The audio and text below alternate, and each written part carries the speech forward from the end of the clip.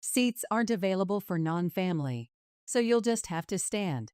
When I went to a restaurant to celebrate my grandson Tyler's milestone celebration, I found that there clearly wasn't a seat for me as we entered the designated room. As I exchanged glances with the relatives who had arrived at the venue at the same time, a shocking statement was thrown at me by Nicole, the wife of my eldest son, Roger.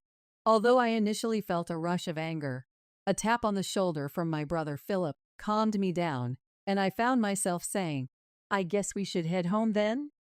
To my surprise, everyone present immediately responded with, "Yes," to my question, prompting us to make a U-turn on the spot. Despite hearing shouts and the loud noise of breaking dishes from behind, I ignored them and headed home, where I immediately took a certain action. My name is Marie, a 54-year-old office worker. I work for a company that operates multiple restaurant locations, and although I am officially listed as a store advisor, I mostly work from home. This is partly because I was born with a handicap in one leg, and though I don't use a wheelchair, I cannot walk without the aid of a cane. This makes me hesitant to go out to crowded downtown areas or use public transportation. Embarrassingly, I don't visit the restaurants my company operates very often. Of course, I'm fully aware that this isn't good. However, since losing my husband Simon suddenly to illness 2 years ago, my life has felt devoid of any excitement. Now, I live alone in a smaller condominium arranged for me by my brother Philip, after giving the condominium where I lived with Simon to my married son and his wife about 3 years ago. Some people ask if I'm lonely, but when weighing the freedom of being alone against the loneliness, the appeal of living freely wins out. Part of this is because my relationship with my son's wife, Nicole, is the worst. Nicole is 8 years younger than my son, Roger, currently 24.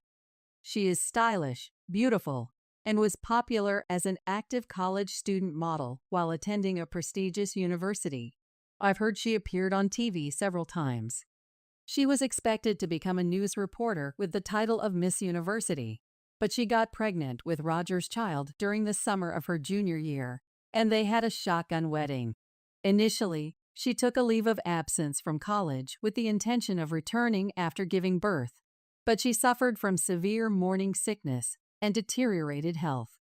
Nicole, worried that her beauty would be ruined, threw a tantrum saying, "I don't want to be seen in public looking like this," and dropped out of college.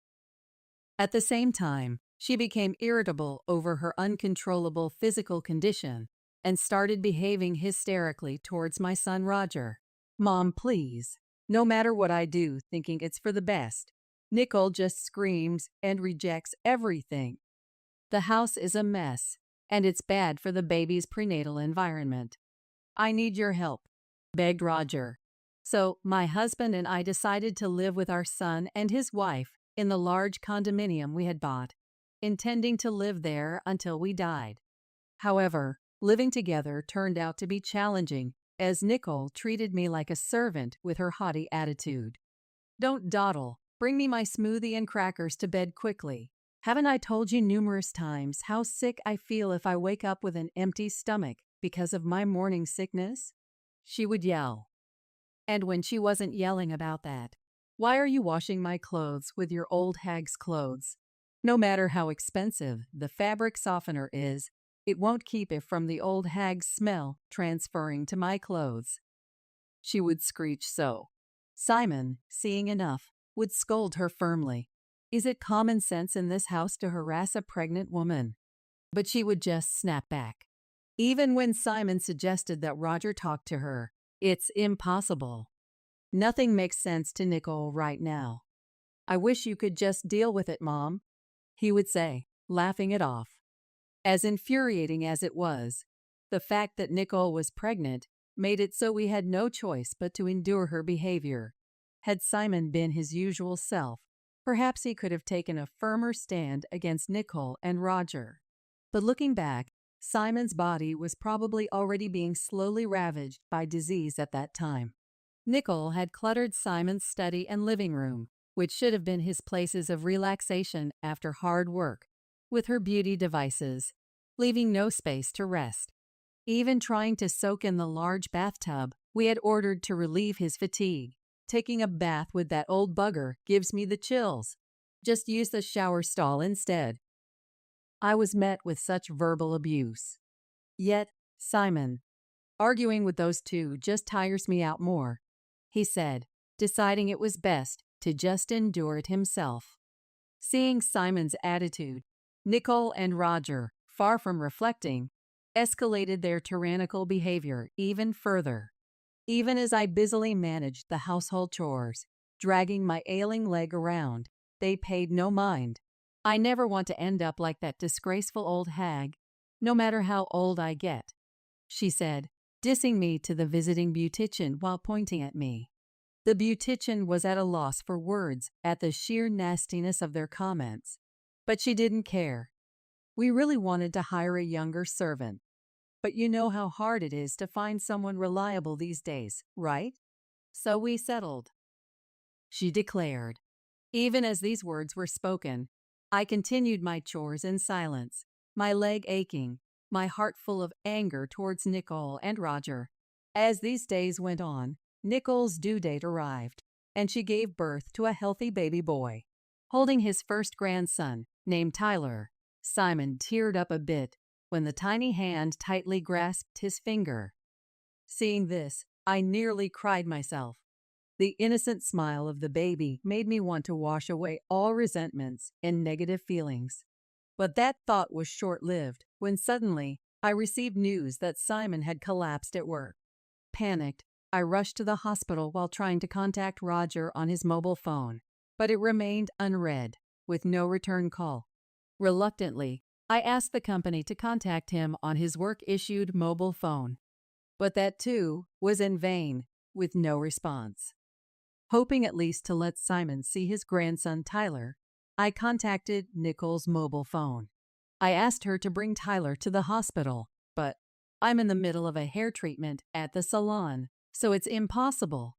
She laughed and refused. Then I'll come to the salon to pick up Tyler myself. Do you really think I'd entrust a baby to an old hag who can barely walk with a cane? With that, she hung up the phone. Still, I didn't give up and kept calling Nicole and Roger's mobile phones. But in the midst of this, the operating room light went off. Then the doctor came out and informed me that Simon had just passed away. My memories of the time that followed are a complete blank. All I can recall is a hazy scene, as if viewed through frosted glass. After the funeral, which took place amid this haze, I came down with the flu. Nicole, the baby might catch it, which would be terrible, exclaimed dramatically, and told me to leave the house immediately. Already emotionally damaged by Simon's sudden departure and physically weakened by fever and cough, I had no energy left to argue with hysterical Nicole. Barely managing to get dressed, I left the room but collapsed in the entrance of the elevator hall. Thankfully, the concierge called an ambulance, and I was rushed to the hospital. According to the doctors, I was on the verge of pneumonia. Later, my brother and his wife and my nephew Urban, having heard of my condition, took care of everything. There's no need to visit the hospital. She's been admitted. She's safe. There's nothing to do there, and it would be terrible if the baby caught something, Roger and Nicole said, not even bothering to visit. Outraged by their attitude, my nephew and his wife, even if you return to the condo after being discharged, you'll just be exploited by Nicole again, suggested I stay with them for a while instead. Indeed, returning to the condo would mean resuming a servant-like existence before even regaining my strength. However, staying at my brother Philip's house, where my sister-in-law's parents lived, was not an option due to infection prevention concerns, making my nephew's offer a welcome one. Deciding to accept their kind offer, I planned to first return to the condo to retrieve Simon's photos and personal items left behind. My nephew Urban's wife Olive, who was worried about the situation, decided to come with me. And when we visited the condominium for the first time in about a month, we found it in a terrible state. What is this mess? Dirty glasses and dishes are piled up, and the garbage disposal is clogged. What a horrible smell! The living room was no different, with delivery food containers scattered everywhere. The bathrooms and bath were in a dire state as well. I wondered how they could raise a baby in such filth. As Olive and I stood there in disbelief, Nicole, apparently already drunk, though it was just past 2 p.m., returned with a couple of friends. Noticing us standing in the living room, turned into a garbage house. Nicole looked surprised for a moment, but then quickly put on her usual smirking face and said, "So you're finally back. Then get to cleaning this room right away." It got all messy because the old hag slacked off. Olive was furious at this brazen attitude. She quickly approached Nicole and said, "How dare you speak to Roger's mom like that? After all she has done for you, and you just kicked her out the moment she got the flu," and retorted sharply. But Nicole and her friends just laughed it off. Birds of a feather flocked together. Friends of unreasonable people are, unsurprisingly, unreasonable themselves. Then, as if they had a great idea, "Why don't you just leave for good? This place is going to be Roger's through inheritance anyway. The old hag can just go back to her parents' house," they said. As Olive grew even angrier, I somehow remained calm. Considering their outrageous behavior so far, it was only a matter of time before Nicole and the others would try to drive me out. There was no reason for me to stay any longer with such unpleasant people. So I called Urban to ask for help, and we managed to move out all my personal belongings that had sentimental value that day. Still, when I look back at the condominium for the last time, the memory of deciding this house would be where I die, Simon's smiling face when we made that decision, brushed my heart. I'm sure Simon would understand this decision. I felt certain. After that, I moved into a condominium near my parents' home that Philip had arranged for me, and returned to my job, which had been on hold since before Simon passed away. I also adopted a rescue cat, which I couldn't have before due to Simon's allergy, and started living with it. Though Roger and I work at the same company and see each other when I go to the office, we hardly ever talk. However, one day, I received an unusual message from Roger. Curious about the sudden contact, I read the message. It was about planning a milestone celebration for Tyler at a restaurant this coming weekend. It seems Nicole has invited a large number of guests, including her parents, relatives, and friends. The balance will be off if no one from our side of the family attends, he said, wanting to invite me and the relatives. Why don't you ask Simon's side of the family then? I suggested, but it seems they had already refused. Indeed, Simon's relatives live quite far away, and it's not a distance easily traveled back and forth. Moreover, today is already Friday, and there's hardly any time to prepare to leave the house. It's understandable that they refused. I was about to refuse again when Roger, sensing my hesitation, "I'm sorry for everything that's happened. For Tyler's sake, could you consider our request?" Though I was indeed angry with Roger and Nicole, Tyler himself is innocent. Remembering how happy Simon was about Tyler's birth, I didn't want to spoil the celebration. After hanging up and giving it some thought, I decided to attend and sent Roger a message to that effect. On the day, my brother and his wife, my nephew and his wife, my uncle and aunt, their children, and other relatives gathered in front of the restaurant. But Olive said, "I'm here today not for that couple, but for Marie." While calming her down, we were led to the room, the largest in the restaurant, with low tables and chairs. This setup would make it difficult for me, with my mobility issues, to take a seat. Thinking this, I asked the staff who had shown us in for a chair that was a bit taller. However, Nicole interrupted. "There's no extra seat, so just stand," she said loudly, with her arms crossed. Seeing Nicole's smirking face, I felt more dumbfounded than angry, wondering how she could be so mean even now. Then, impulsively, I called out to my relatives standing. "Shall we go back home then?" Without hesitation. "Yes." They all responded. The guests on Nicole's side became unsettled by this. Parting the crowd, Nicole's parents came forward, apologizing to me and my brother and his wife while hurriedly scolding Nicole. But Nicole, scolded in front of her relatives and acquaintances, became angry and started throwing anything she could get her hands on, like vases, framed pictures, and dishes. Screams, shouts, and the sound of things breaking filled the room, but we left without paying any further attention. Once the relatives and I had left the restaurant, Philip and I decided to hold a strategy meeting in preparation for what was to come. The company where I, the late Simon, and Roger worked was originally built by my grandfather. It's a family-owned business where our relatives own more than half of all shares, with my real brother Philip currently serving as the CEO. Simon was Philip's close friend since college and joined the company at Philip's request after graduating. He married a woman who was a clerk there and had a son, Roger. But after a long illness, his wife passed away when Roger was in the 8th grade. Philip, seeing Simon juggling work and home life alone, suggested I marry him, probably concerned about my future due to my disability and lack of social connections. Initially hesitant, "I'm a single father with a child, but I intend to take good care of you. Would you become part of our family?" I was swayed by Simon's words. Roger, who became my stepson, neither showed hostility nor warmth towards me, his new stepmother.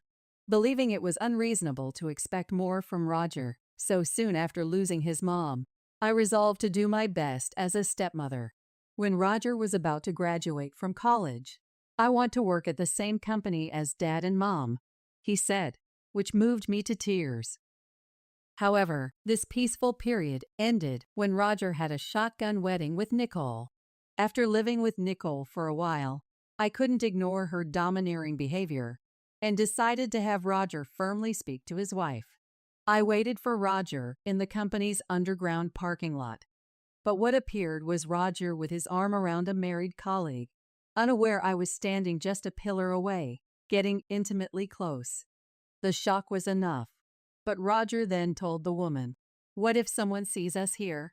We'd both get fired." To which he confidently replied, "I won't make such a mistake, and even if my affair gets exposed, the company can't fire me. After all, I'm the president's step-nephew."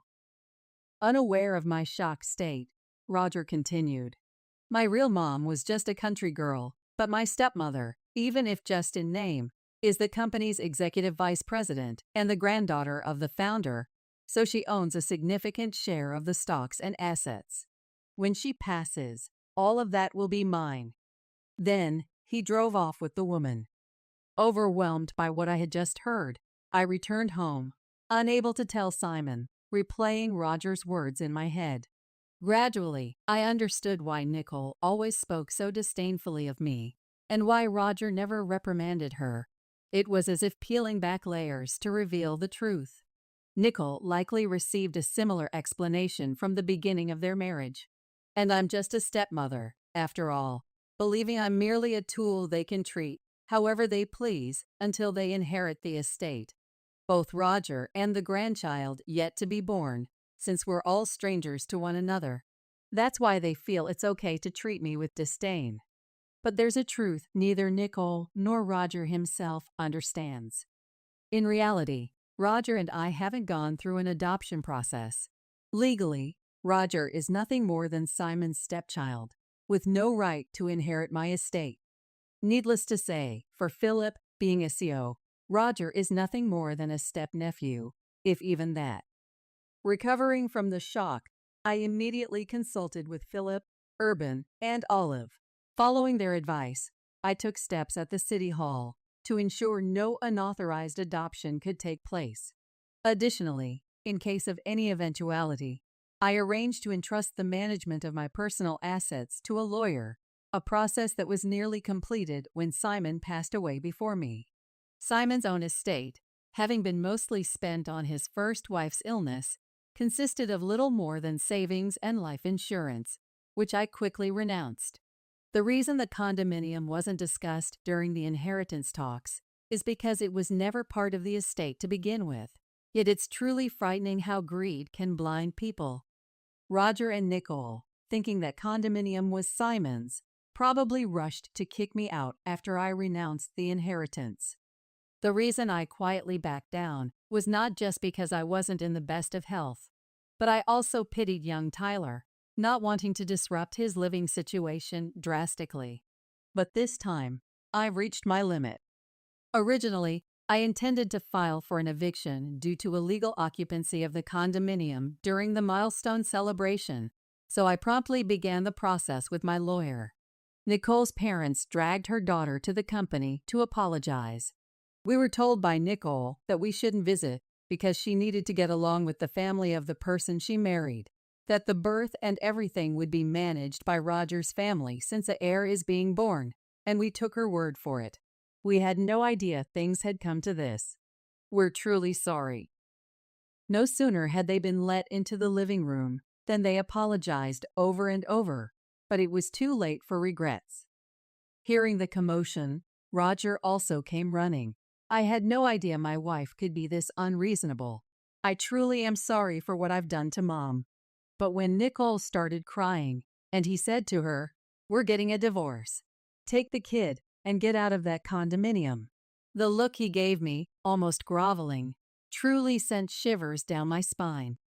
Seeing my reaction, Philip looked at Roger with a cold gaze and said, "You know that store is part of our company's chain, right? Considering the fuss you've made, you'll both be paying for the damages. As for you, stay home until you receive an official summons from the company," and firmly kicked everyone out of the reception room. Afterward, Philip, my brother, began preparations to fire Roger, consulting the company's legal advisor. Right after the milestone celebration incident, he was furious, saying, "Not only is Nicole's disgraceful behavior appalling, but Roger's negligence in letting her run wild is just as bad. They even destroyed store fixtures and decor. Firing him is only natural, right?" Though he was initially adamant about firing him immediately, the other executives calmed him down, explaining that a disciplinary dismissal made in anger could disadvantage us in a lawsuit. So we turned to a law firm, introduced to us as being filled with capable lawyers, on a recommendation. True to their reputation, they did an excellent job, providing indisputable evidence that was more than sufficient to fire Roger. A week later, Roger, having been temporarily relieved from house arrest, was summoned to the head office meeting room, seemingly prepared for his dismissal, perhaps having gathered some inside information. Despite arriving with a lawyer, the sheer number of attendees overwhelmed him. But as Philip, sitting at the center of the board, began, "It goes without saying why we've called you here today. Your dismissal has been decided." Roger braced himself, clenching his fists. "Mr. Roger Miller, you are hereby dismissed." As Philip, acting as president, began reading the notice of dismissal to Roger, his lawyer immediately, "I object. My client admits to the troubles with his stepmother, Marie, but insists that connecting this to his dismissal is wrongful termination."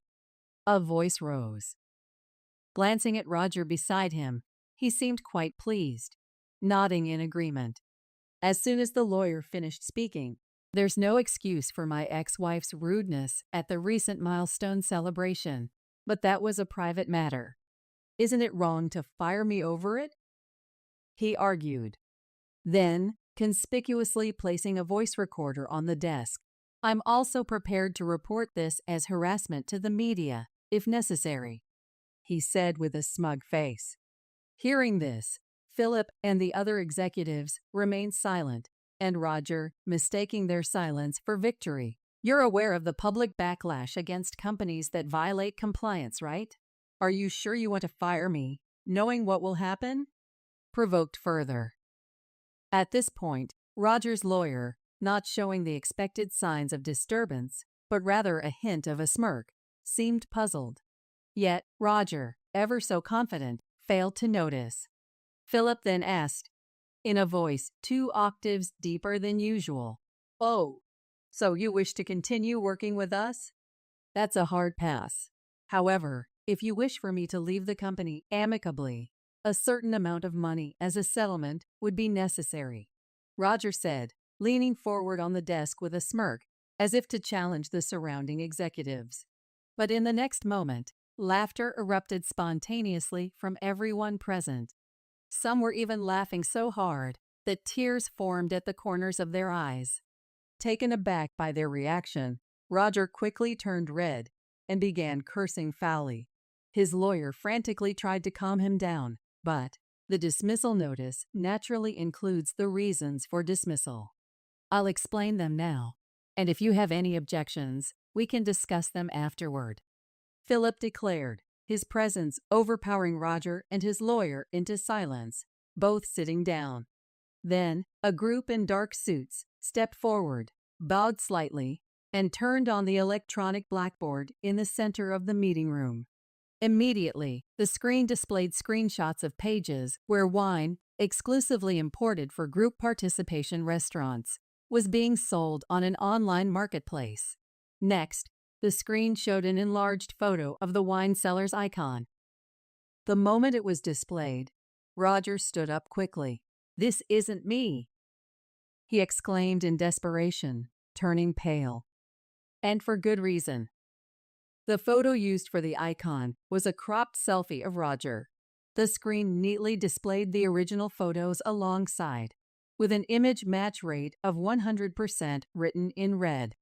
Facing the lawyer, still unable to grasp the situation, a man from the group of dark suits stepped forward, introducing themselves as the law firm hired by the company. "Let me explain the reasons for the dismissal notice. The reasons include embezzlement, harassment, and undue pressure within the workplace, using his executive position, leaking confidential company information, unauthorized absences, tardiness, loafing, and damaging the company's reputation through inappropriate use of a company car," he smoothly explained, further adding that the company's legal and accounting departments had been secretly investigating rumors of the wine, supposed to be sold exclusively in stores, being traded online. In the process, they identified the source account and, collaborating with the police and other relevant parties, discovered that the account was linked to Roger's online banking account. Additionally, the inventory management department uncovered the existence of double books. Upon questioning, several employees confessed that they had been coerced into participating in the illegal activities by Roger, who implied they would be fired if they did not comply. As this explanation unfolded, Roger was sweating profusely, but his complexion turned even paler at the next images displayed. It was a video seemingly taken secretly with a mobile phone, capturing Roger as he subjected female interns and temporary staff to sexual harassment and unbearable words. Roger's lawyer, standing by, couldn't take his eyes off the repeating video, mouth agape. Next shown were images of customer information meant for our company being sold to a rival company, and a USB drive containing original recipes, alongside an envelope bearing the name of the rival company's legal counsel. Seeing this, Roger's face turned from pale to ashen, and his hands trembled on the desk. Our lawyer continued without hesitation, explaining why the USB was transferred from the rival company. Actually, suspicions about the source of this confidential information had arisen even before it was utilized. Upon rechecking the acquisition method, it was found that an employee of the rival company had obtained it from Mr. Roger Miller in exchange for a significant amount of cash. He explained. The rival company quickly dealt with the involved employee and returned the data to us, along with documents clarifying the factual situation. Roger's lawyer, taken aback by the continuous revelation of Roger's misdeeds, listened in stunned silence. However, our lawyer concluded with, "While it might seem superfluous to mention now, all these illegal activities have already led to the filing of criminal complaints. Perhaps, instead of discussing settlement money, You should be preparing for a criminal defense." He said this with a chilling laugh, leaving Roger's lawyer red-faced. "I've heard nothing of this from my client. I cannot represent him under these circumstances. I resign," he exclaimed, glaring at Roger before storming out of the room. Left alone, Roger's initial bravado disappeared, and he slumped in his chair. Before he knew it, the women he had harassed in the video lined up in front of him. "We will be filing for damages as well," and firmly declared. Adding insult to injury, our lawyer continued. "Moreover, it has been confirmed through social media posts that you've been unfaithful with multiple women using company resources, even during work hours, and engaged in inappropriate actions in public. The company will, of course, include these actions in its claims for damages, so please be prepared for that," he stated, not a smile in his eyes, but speaking pleasantly. Roger finally collapsed from his chair, sitting on the floor in defeat. As Philip and the lawyer had declared, Roger was swiftly dismissed for misconduct. In the investigation that followed, Roger, who was interrogated for embezzlement, tried to negotiate a settlement to avoid a prison sentence. However, finding a willing lawyer proved difficult, and he struggled to even pay the retainer fees. Eventually, he managed to cover the lawyer's fees and compensation payments using the inheritance from his father, avoiding jail time for embezzlement. Yet, unable to prepare for the compensation claims for leaking confidential information, the emotional damages claimed by the women, and the defamation lawsuits, Roger found himself buried in debt. Nicole, understandably furious at being quickly discarded by Roger for his own protection, filed for asset division, damages, and child support. In a defiant stance, Roger demanded, "Then, let's have a DNA test for the child," prioritizing the investigation of paternity over financial concerns. Confidently agreeing, Nicole was shocked when the results showed the child wasn't Roger's biological offspring. Investigations by a detective hired by Roger revealed Nicole had multiple partners at the time of their shotgun marriage, one of whom was the biological father, disproving any parental relationship between Roger and the child. However, legally, Tyler was still considered Roger's child. Knowing he couldn't escape from the obligation of child support, Roger initiated mediation to confirm the absence of a parental relationship.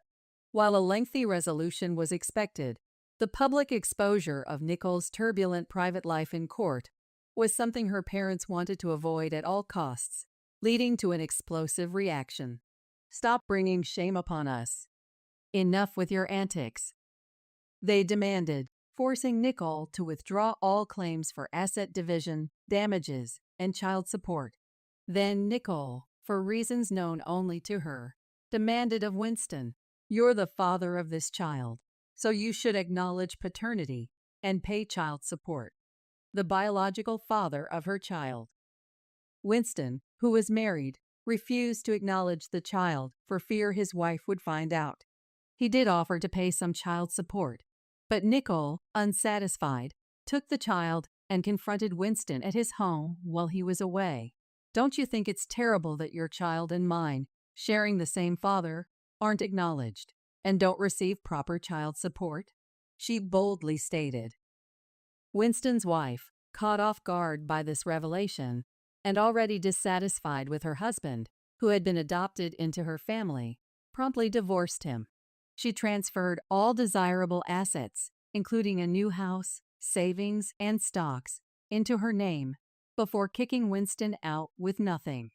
Initially, Nicole smirked at Winston's divorce, thinking she could be the next wife, but upon learning he had lost all his assets and was ousted from his father-in-law's company, becoming unemployed, she quickly withdrew, despite the cause being his own infidelity. Winston felt his happiness had been destroyed and blamed Nicole. All of this is her fault. Ever since then, he has been relentlessly pursuing Nicole wherever she hides.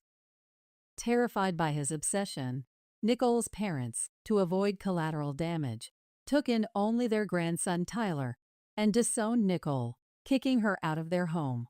Left with nowhere to go and no one to turn to, Nicole resorted to night work to support Winston, now a drunk and unemployed, as I was informed by a detective I had hired for a follow-up investigation. Meanwhile, Roger, after all the trials had concluded, was left with a mountain of debt and alimony payments. A claim from me for the restoration costs of the condominium seemed to be the final blow. Trying to make a comeback proved futile, as he couldn't find stable employment and resorted to juggling short-term jobs, inevitably falling behind on repayments. There was a time when he possibly couldn't afford a mobile phone and called from a public phone, pleading, "Please, I need help." But the call ended in silence after I remained quiet. Rumors suggest he was last seen being taken to a work site by barely legal debt collectors, but his whereabouts since then remain unknown. As for myself, taking this experience into account, I've become more actively involved in work.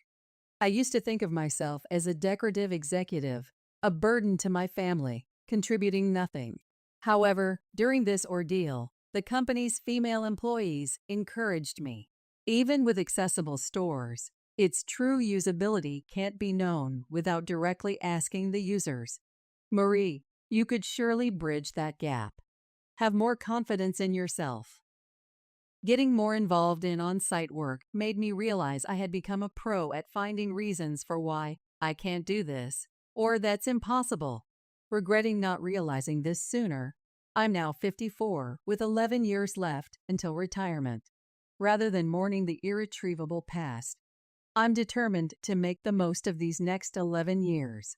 My current goal is to earn an extension of my retirement from Philip and our relatives, and to report this achievement to Simon, who has passed away.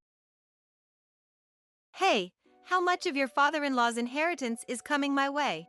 Dan, my husband, uttered these greed-filled words behind my back. It was right after we had finally finished the funeral of my dad, Elton, the only family I had, who had suddenly passed away. Instead of comforting me, who was drowning in sorrow, Dan casually started talking about money.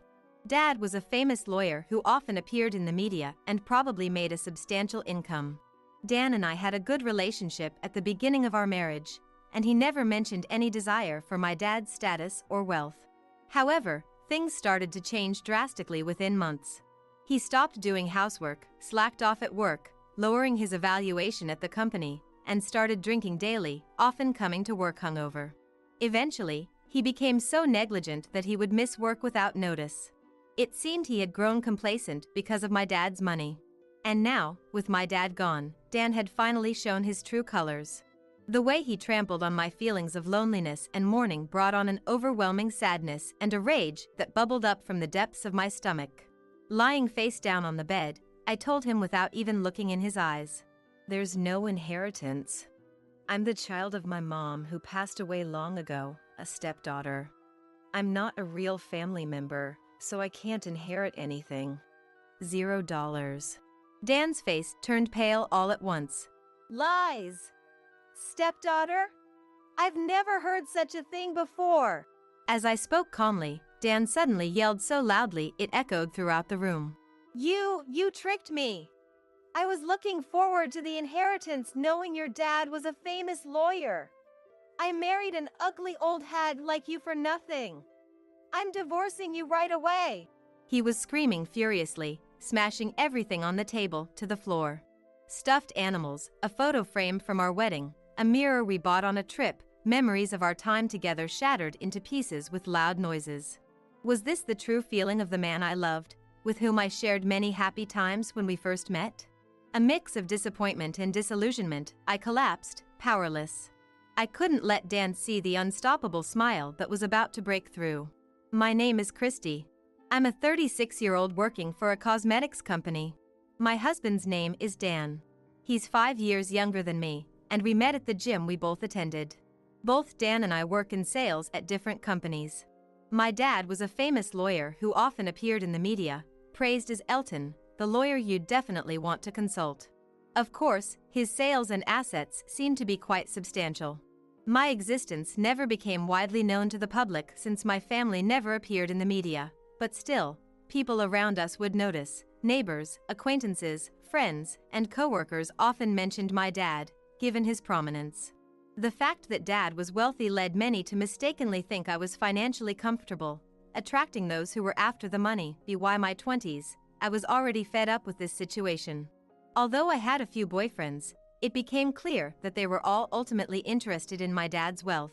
As our relationships deepened, they would say things like, "I'd like to be introduced to Elton," or "If we get married, Elton will support us, right?" Each time, I ended up breaking off the relationship. It was always about Dad. No one saw me for me. Dan approached me when I was feeling particularly jaded. He would always talk about the gym or everyday things, never once bringing up my dad during our dates. When we discussed our families, his attitude was perfectly normal. He might not even know about my dad. He seemed genuinely happy talking to me, enjoying meals at affordable restaurants or visiting theme parks, just like any normal couple would.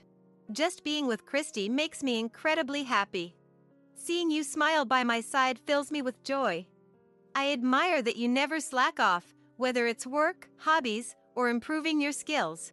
While eating delivery pizza at his place, Dan said that to me. I want to enjoy lots of things together with you in the future. Would you like to be my girlfriend? Having gradually opened up to him over our dates, his words warmed my heart. This person saw me. With him, I could share a life of mutual support. Tears welled up in my eyes as the pizza in my mouth tasted suddenly salty yet somehow sweet. Thank you. I'm very happy with you too. Please, let's be together. He lovingly supported me as I cried uncontrollably. There were no demands for dining at fancy restaurants that hinted at my wealth, nor any eagerness to assess my family home as if appraising it. We found genuine happiness in each other's modest living spaces, sharing simple meals or delivery pizza.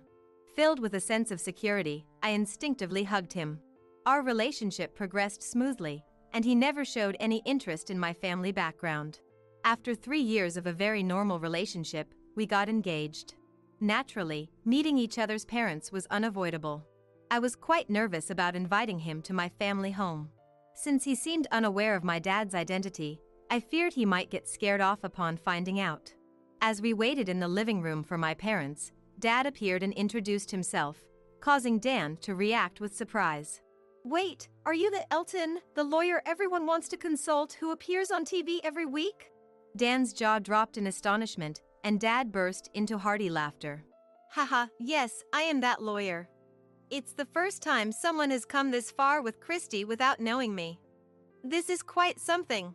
Dan, still laughing, apologized to Dad, looking somewhat embarrassed. I'm sorry. I'm a bit clueless. Christy didn't exactly spell it out for me.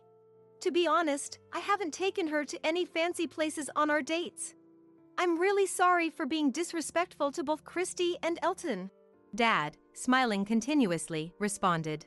That's all right. You're in a relationship with, and marrying, Christy, not me. My daughter's life is her own. You don't need to worry about me at all. The most important thing is that you two support each other and live a life filled with happiness. Dad's demeanor was gentle yet dignified, reflecting the depth of his life experience and humanity, shaped by handling various difficult cases as a lawyer and his extensive work in the media. Dan seemed moved by Dad's words, his eyes sparkling as he straightened up. Yes, I may not be able to achieve as much as Elton or may seem unreliable because I'm younger, but I will do my utmost to make Christy happy. Dad watched us warmly. A few months later, we managed to have our wedding and got married successfully. Some relatives commented that the wedding was small for the daughter of a well-known lawyer, but that was because Dan and I wanted to have a charming, intimate ceremony with our closest family and friends. We moved into a condominium together and started our married life as a couple. Living modestly and happily together. What kind of life would we lead? I wanted to travel together and someday have children. Aiming for a happy future, I wanted us to steadily make our way forward together. That's what I thought. But perhaps I was the only one thinking that way. A few months into our marriage, I began to notice a change in Dan's behavior. He used to help with household chores during nights and weekends, but recently he wouldn't even take care of his own things. Clothes were left strewn about, dishes were left on the table instead of being put in the sink. Before, he would have gone out to buy necessities as soon as we ran out. "Hey, we're out of milk." But now he would just roughly tell me. And what shocked me the most was his reckless spending. He used to invest in himself by going to the gym and didn't splurge on meals or outings. As we talked about in front of Dad, the places we chose to go out to were often more affordable. That's why the joy was all the more special when he splurged a little for our anniversary.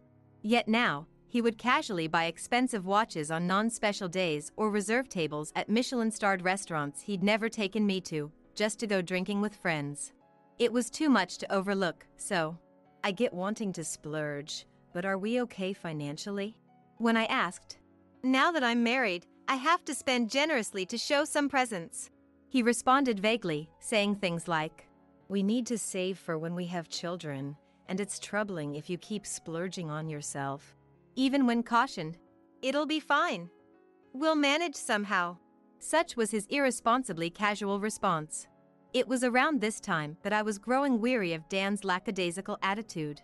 Both his company and mine were businesses that provided a bonus as extra income during this period. There was no significant change in my bonus. If anything, it had slightly increased, perhaps as a recognition of my daily efforts. The problem was with Dan's bonus. The figures on his statement were one digit less than expected. Dan looked a bit upset, and when asked, "It's reduced to about a third of what it was last time." That's what he said. There haven't been any reports of significant declines in the performance of the industry or the company he works for. It was clear that the assessment was due to an issue with him personally. "Thinking about it, you've been out drinking a lot lately and coming home late. There were times you went to work hungover or overslept and were late to the office. Maybe these habits have piled up and affected your work?" I asked carefully, choosing my words, but essentially, it came down to his work attitude becoming more careless since we got married. From his daily behavior, his attitude towards work naturally becomes apparent. Given Dan's habit of constantly being late due to fooling around, it's hard to believe he could be performing well at work. "Is that so? The company seems to be struggling too, but maybe my numbers will go back to normal next time." Despite my worries, Yudo's response was as if it were someone else's problem. There was no indication he intended to improve his lifestyle or work attitude, even with such a decrease in his bonus. Just a few weeks after that incident, one day, Dan skipped work without notice. As usual, he must have come home late at night after drinking, because even when I tried to wake him up several times the next morning, he wouldn't get up. "I don't care anymore." I left those words behind and headed to my own job, but in the end, Dan never did get up on his own to go to work that day. Moreover, he apparently continued to sleep in bed all day without even bothering to contact his workplace. When I returned home and saw Dan still in bed, just as he was in the morning, I was stunned. "Did you really miss work without telling anyone?" Outraged by his irresponsible behavior as both a husband and a professional, I couldn't help but raise my voice. "I couldn't wake up. The company called, so I took the day off." Unbelievable. The company, concerned about his absence, had taken the trouble to contact him. He had inconvenienced his workplace, leaving a gap in his responsibilities, and showed no sign of remorse. I felt hopeless facing this changed Dan, who seemed like a different person from the man I married. "So, you're skipping work without notice now? What will you do if you get fired for something like this?" I raised my voice, worried about his future, our future. The next words out of Dan's mouth were shocking. "Then, we can just borrow money from your dad." In that moment, everything went dark before me. When had he become someone who relied on my dad's wealth? He had promised my dad to build a happy life with me, supporting each other. He used to say he was happy just being with me, enjoying our modest life. I felt foolish for believing we could be happy together.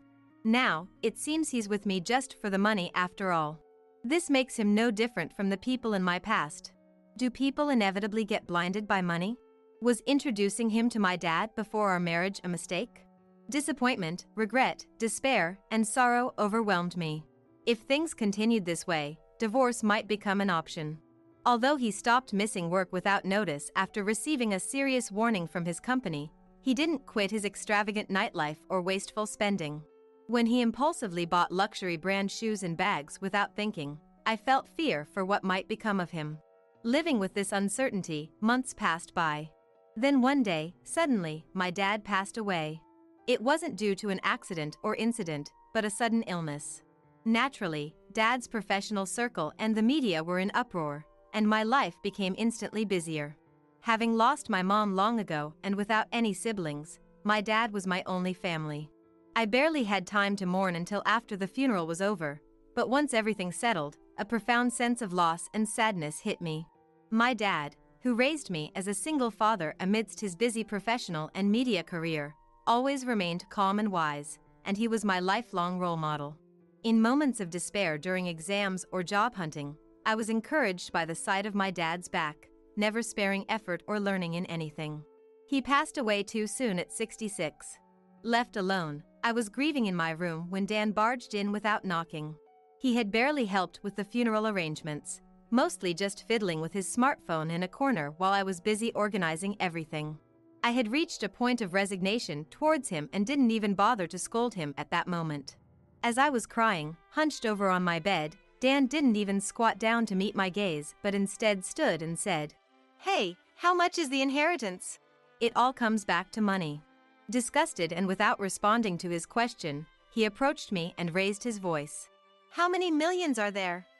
With all that earning, there must be a considerable amount left, right? You're the only next of kin, so we should get something, right?" Even though my wife's dad had passed away, an indecent smirk was playing across his face.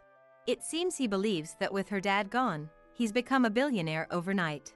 The thought of living lavishly without working, dangled before him, made me feel a visceral disgust towards his drooling, debased expression. Lying face down on the bed, I told him without even looking at him, "There's no inheritance." Immediately, Dan shouted, "That's impossible! He died suddenly. There's no way all the money's gone." That's not it. I am the child of a mother who died long ago, a stepdaughter. I'm not a real family member, so I can't inherit anything. $0. Indeed, I have no blood relation to the dad I respected so much. Dad never made our family matters public, partly for reasons like this. Lies. Stepdaughter? I've never heard anything like that. It's true that he raised me since I was young, and we cared for each other deeply, and my mom has been gone for a long time. I just thought it wasn't necessary to mention. I had nothing more to say to Dan. Instead of asking him to leave, I sighed, and then Dan suddenly yelled so loud it echoed throughout the room. You tricked me! What do you think I've been flattering you and your dad for all these years? Give me back my last few years! What? I felt as if my heart stopped for a moment. Before I could even ask what he meant, he started furiously smashing everything on the table to the floor. Our memories, including stuffed animals, a photo frame from our wedding, and a mirror we bought on a trip, were shattered one after another with loud noises. You're so naive, thinking I was some prince who fell for you without knowing about your dad. It was all an act. There was a guy at the gym, recognized you immediately, and told me everything secretly. He said you'd likely be approached by guys after your dad's money, so if I played dumb and feigned true love, you'd fall for it right away. What an appalling revelation. Unlike school or work, where identities are scrutinized, I had let my guard down, never suspecting that someone at the gym could betray my trust. Since no one had ever mentioned my dad at the gym, I believed Dan loved me without knowing about my dad, and I trusted him completely. But he accused me of deceiving him, when in reality, I was the one deceived. Dan clicked his tongue loudly. Seriously? What are you going to do about this? My life plans are ruined because of you. I played the good guy for 3 years thinking I'd get an inheritance. I wouldn't have bothered with an ugly old hag like you otherwise. His true colors showed as he mercilessly spoke his mind. My disappointment had already reached its limit, and I felt nothing but a cold emptiness inside, lacking the energy to retort. Once the inheritance was secured, I was planning to divorce you. I've been seeing someone else for a year, planning to marry her instead and build a great life with your dad's money. His admission of deceit was followed by a confession of infidelity. I had to respond to that. I lifted my face, opened my eyes wide, and stared intently at his face.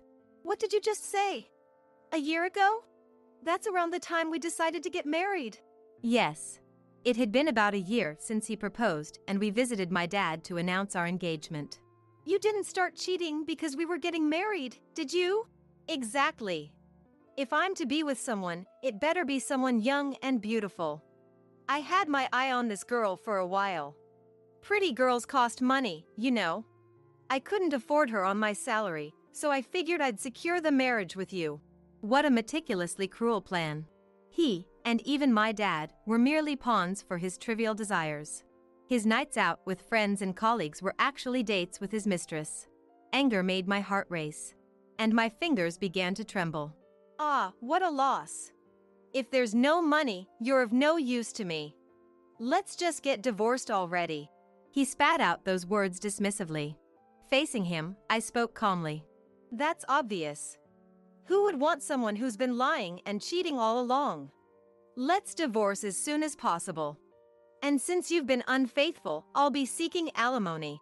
His reaction to the mention of money was immediate, but he quickly became enraged again.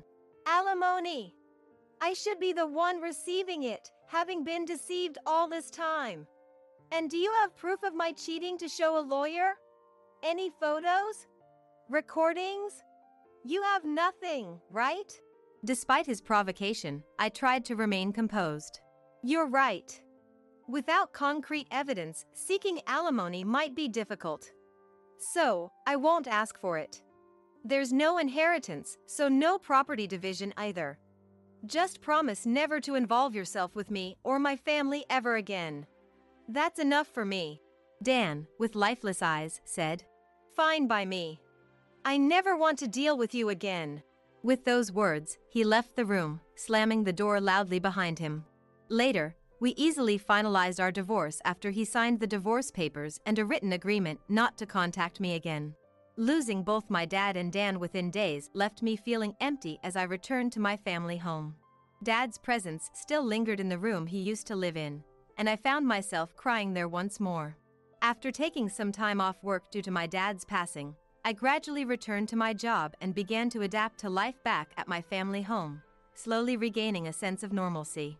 About 2 weeks later, my mobile phone started ringing incessantly throughout the day. I had to keep it on silent mode and locked away in my locker at work to avoid disturbing others, but the situation was the same at home, disrupting my life. The caller was always Dan. I ignored it for several days, but due to the persistent calls, I decided to answer the phone just once. I figured that once I listened to what they had to say, these incessant calls would finally stop. As soon as I pressed the call button, Dan's furious voice exploded from the other side. You really had me fooled, didn't you? There was an inheritance after all, wasn't there?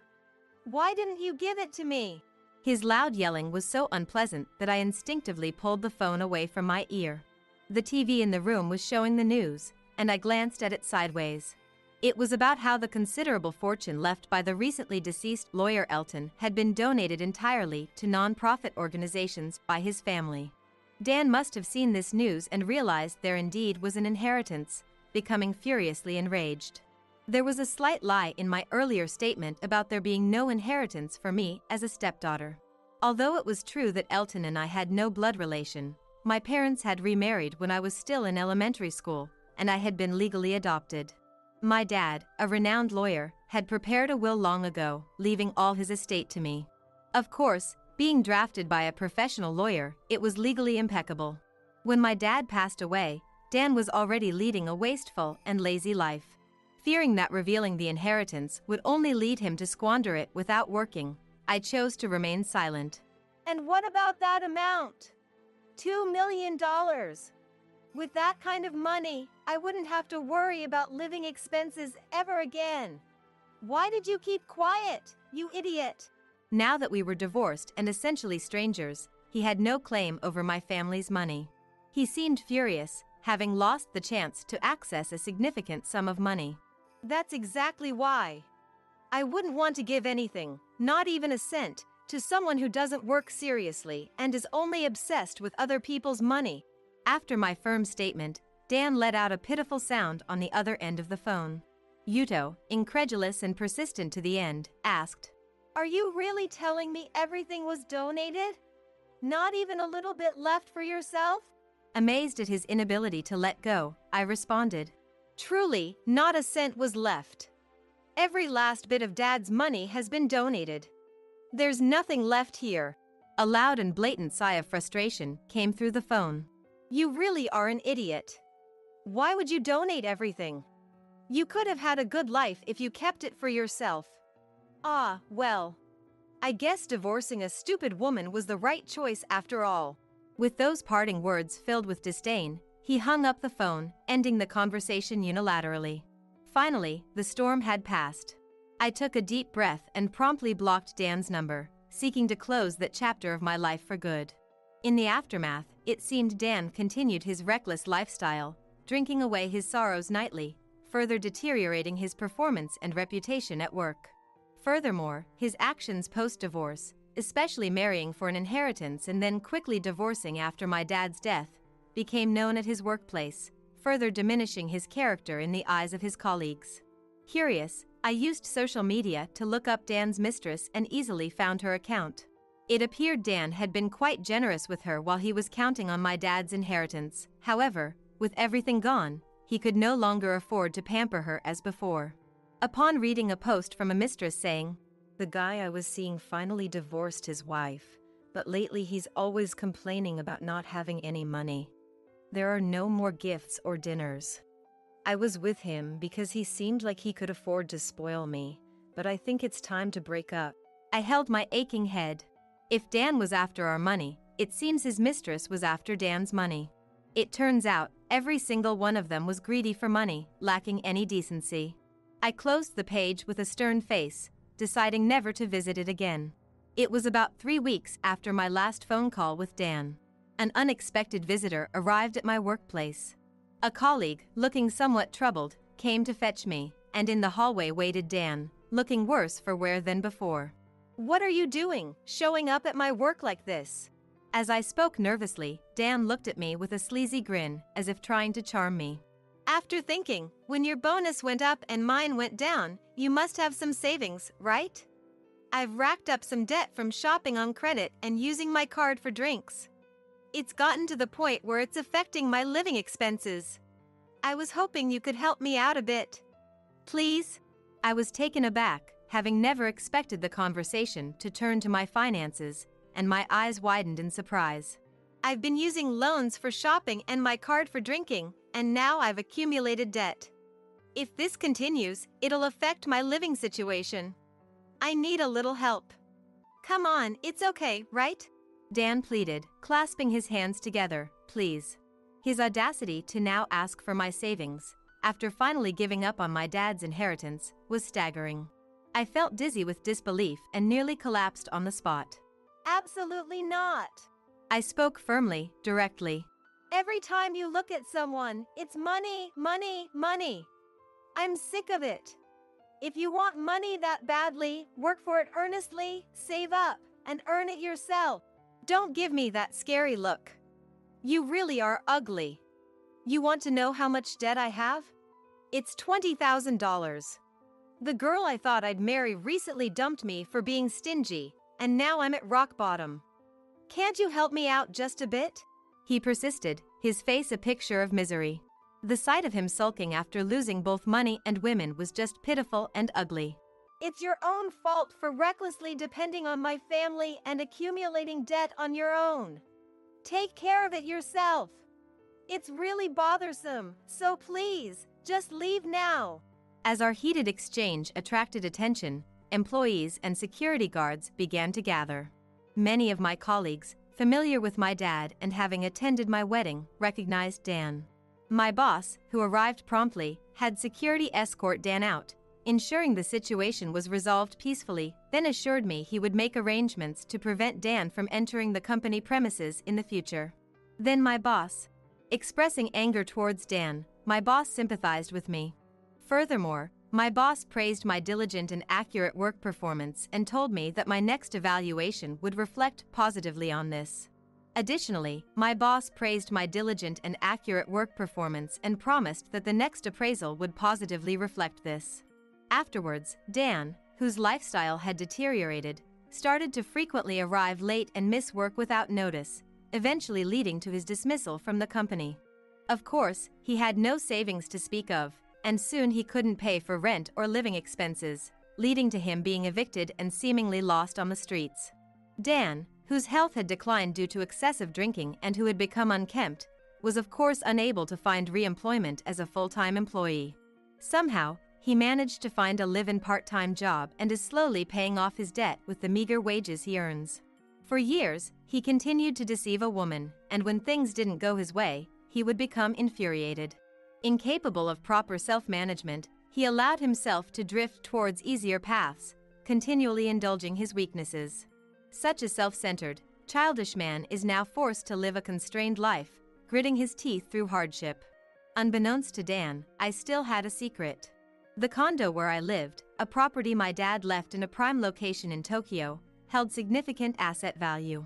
After living here for a while, I'm considering finding a new place to live or, if I find a new partner someday, selling this condominium. Moreover, while it's true that the inheritance was donated, it wasn't the full amount as I told Dan. Elton's will had stated, Feel free to use it as you wish, but make sure to use some for yourself too. Knowing my interest in supporting children's charities worldwide, my dad had anticipated my decision to donate.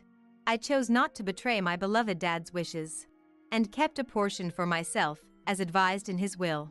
A quarter of the inheritance, amounting to $500,000, currently sits in my account. Of course, I won't spend it on brand-name goods just for show or on fleeting pleasures that hold no lasting value. I intend to use it carefully for my future, valuing its significance. Sally, you know what? If I can find evidence of how badly you've treated me, the law states that I could get an increased alimony in the divorce settlement. Wow, you're such a terrible person. But considering our future life together, I guess that's the best way to go about it. I never imagined that behind my back, Tom was having these kinds of conversations with his mistress. He's completely ignoring his own infidelity while trying to frame me as the one at fault, just so he can get a bigger slice of the alimony pie. I feel pathetic for not seeing through his true colors sooner. But I can't afford to wallow in self-pity forever. I have someone precious I need to protect. No matter what, I have to safeguard my life with Henry, and I won't rest until I make that man pay for what he's done. That cheating bastard who's been having the time of his life, and that homewrecker who shattered my family while I was struggling with infertility treatments. I'll never forgive them. I'm Maria. I'm a working mom and I will be turning 37 this year. Living with my husband Tom, who's 6 years older, and our only son Henry. It's been 15 years since I graduated college and started working full-time at a welfare organization. Every day is a whirlwind of work and mommy duties. The welfare group I work for exclusively uses office supplies from the manufacturer Tom works at. So Tom and I go way back. Tom is a salesman at a major stationery company, and he's got a real way with words. When I was a newbie, I was at the very bottom of the totem pole. Ordering supplies, dealing with manufacturers, all the grunt work fell on my shoulders. That's when I met Tom. Thanks for everything, as always. You know, Maria, I've always thought you have a beautiful smile. Flattery will get you nowhere, mister. What's with the sudden compliment? I'm just the type who blurts out whatever that's on my mind. I bet if I had a meal with you, it would taste dozens of times better than usual. Back then, Tom was popular with the other female employees and super handsome, so I certainly didn't mind being complimented like that. Smooth talker, huh? Well then, how about we grab a bite sometime? You like your booze, don't you, Tom? How'd you know that? That sticker on your phone, it's from that wine event, right? I went to that too. We really hit it off chatting about the wine event and started going out for drinks after that. The more dates we went on, the more naturally the topic of marriage came up. I was 25 and Tom was 31 when we tied the knot. The timing felt just right, and as someone who loves good food, I felt lucky to be marrying a guy I could geek out about the same interests with. Married life was going smoothly, but every now and then Tom would catch me off guard with some out-of-the-blue comments. One time, Tom suddenly said he wanted to buy a house. We hadn't been married long and didn't have any kids yet. It completely threw me for a loop. Wait, you want to buy a house now of all times? Yes, now. Just hear me out. This was right around the time I turned 31 and was in the thick of fertility treatments. Each day felt like being stuck in a tunnel with no end in sight. The ever-increasing expenses and stress were suffocating me. But you never even mentioned wanting our own place before. Isn't this too sudden? There were plenty of times I couldn't figure out what Tom was thinking, but this was the first time he'd ever sprung something so unexpected on me. We don't know what the future holds. There could be job transfers and whatnot. Tom works for a big stationery company, and talks of relocating for work come up every few years. When you're married and thinking about having kids, you can't help being sensitive to that stuff. Tom seemed to have been thinking about it too. I want us to build our future right here. What do you think, Maria? I know what you mean. My family's close by too, and I don't want to leave this place. I had a feeling you'd feel the same way. For all we knew, we could have a baby any day. I didn't want any big changes to our current situation.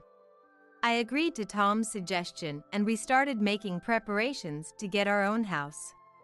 Thank you for understanding. It means a lot. Just then, I remembered something my father had said. It just so happens that my dad has some land he's planning to repurpose from rice fields. He's looking to sell it now, so I'll ask if he'd be willing to give it to us instead. What a stroke of luck! If that works out, it would be such a blessing. When I consulted my father about the land and building our own home, he gladly agreed to hand it over to us. We decided to accept the plot from my parents and build our dream house there. The only issue was whose name to put on the deed. Due to his student loans and other debts, Tom didn't pass the screening for a mortgage. It was an unexpected hurdle, but we were both determined to build our home no matter what. The thing is, I've got some money I've borrowed, so I can't qualify for a mortgage. Would it be okay to put it in your name, Maria? I'm working too, so I think it'll be fine. I'll apply under my name then. In the end, the mortgage went through under my name and we were able to build our house without problems. 2 years after moving into our new home, we welcomed our long-awaited baby boy. I was increasingly grateful we had our own place. But there was one thing that nagged at me. During my fertility treatments, there were times around my pregnancy and delivery when I couldn't get in touch with Tom. It wasn't uncommon for my messages to go unread for days. Is it really possible for a regular office worker like Tom to be unreachable for days at a time? But I figured there was no use in dwelling on it. With our new house to pay for, I continued working while raising Henry. Juggling a full-time job with dropping Henry off at daycare could be tough at times, but thinking of Tom and Henry gave me the strength to push through.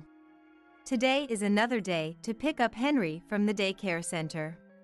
Tom always seems to be swamped with work, so the daycare drop-offs and pickups have pretty much become 100% my responsibility. Mommy, you're here! Henry, I missed you so much. The moment I pick him up is pure happiness. Sometime after Henry had gotten used to going to daycare, Tom suddenly brought up the idea of extracurricular lessons for him. Hey, what do you think about signing Henry up for gymnastics classes or something? Huh? Gymnastics? Why all of a sudden? I asked as Tom scratched his head. I mean, it's good for boys to be physically coordinated, right? It'd be sad if he got called slow or clumsy because he's not athletic. I'm not particularly athletic myself, so the thought of sending him to gymnastics never crossed my mind. But Tom had a point, being physically capable certainly can't hurt. It's important to make sure kids don't develop an aversion to sports while they're young. This gymnastics school seems to have a good reputation, Tom said as he showed me a social media video. It featured a teacher dressed like an idol, smiling and dancing as she introduced the facilities. The monthly fee is affordable and they offer sign-up gifts, so I think it's a good choice. Wow, I didn't know places like this existed these days. All right then. Henry mentioned wanting to try lessons before, so I'll take him to observe a class. Seeing other kids his age having fun probably made Henry want to join too. Since Henry was asking for it, we decided to enroll him in the gymnastics school. By the way, this gymnastics place is a bit far from home. What about transportation? Oh, I'll handle the drop-offs and pickups, don't worry. I'm the one who suggested it, after all. Really? But aren't you busy with work? It's fine, I'm telling you. It's my only chance to really talk with Henry. Tom is a workaholic and barely gets any days off. Coming home on the last train every night is the norm for him. So for him to volunteer for this was enough to make me wonder what brought about the change. Things have settled down at work lately with some departmental shuffles and restructuring. My new boss is more understanding if I explain the situation. I see. So it's okay to leave the transportation to you? Of course. Leave it to me. True to his word, on days when Henry had gymnastics, Tom would without fail come home on time. I thought maybe this was an important bonding time for both Tom and Henry. So I decided not to interfere and just watch over them. Little did I know that decision would turn out to be a mistake, but that realization would come a bit later. Several months had passed since Henry started his gymnastics lessons. At first, he had trouble fitting in due to his shy personality, but now he had made close friends and seemed to be enjoying his classes.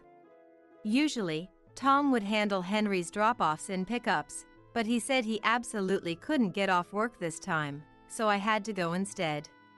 The destination was saved in the car's GPS, so I wouldn't get lost, but since it was my first time going, I felt a little nervous. When I arrived at the gym, Henry was so engrossed in practicing his cartwheels that he didn't even notice me. He would almost nail it, but then tumble over. As I stood there transfixed by his repeated attempts, I sensed someone approaching me. Hello there. Thank you for always taking care of my son. It was the woman dressed like an idol who I had seen in the facility introduction video Tom showed me before. I hadn't met her during Henry's enrollment process, so today was our first encounter. Dad's not here today, huh? Is this your first time, Mom? I'm Sally, she said, all while intently looking me up and down. I'm not used to being stared at so intensely, so it made me oddly nervous. Unable to bear her appraising gaze, as if she were sizing me up, I decided to strike up a conversation. My husband usually handles the transportation, but he said work would run late today, so I'm filling in. We really appreciate you looking after Henry. Is that so? But is he really at work today? Sally's eyes were sharp as she looked at me. Huh? He definitely said it was for work. He always comes home on time every Tuesday for this gymnastics class, but I guess today just didn't work out. At that, Sally broke into a smile and clapped her hands. I see. He really is a great dad, isn't he? Something about the way Sally said that with a nasty grin rubbed me the wrong way. But I had no reason to be on this gymnastics teacher's bad side when we just met, so I brushed it off as my imagination. That's just how dads should be, right? Sally's words and actions raised some red flags, but I let it slide and decided to head home. But looking back, I wish I had tried to glean more clues from Sally that time.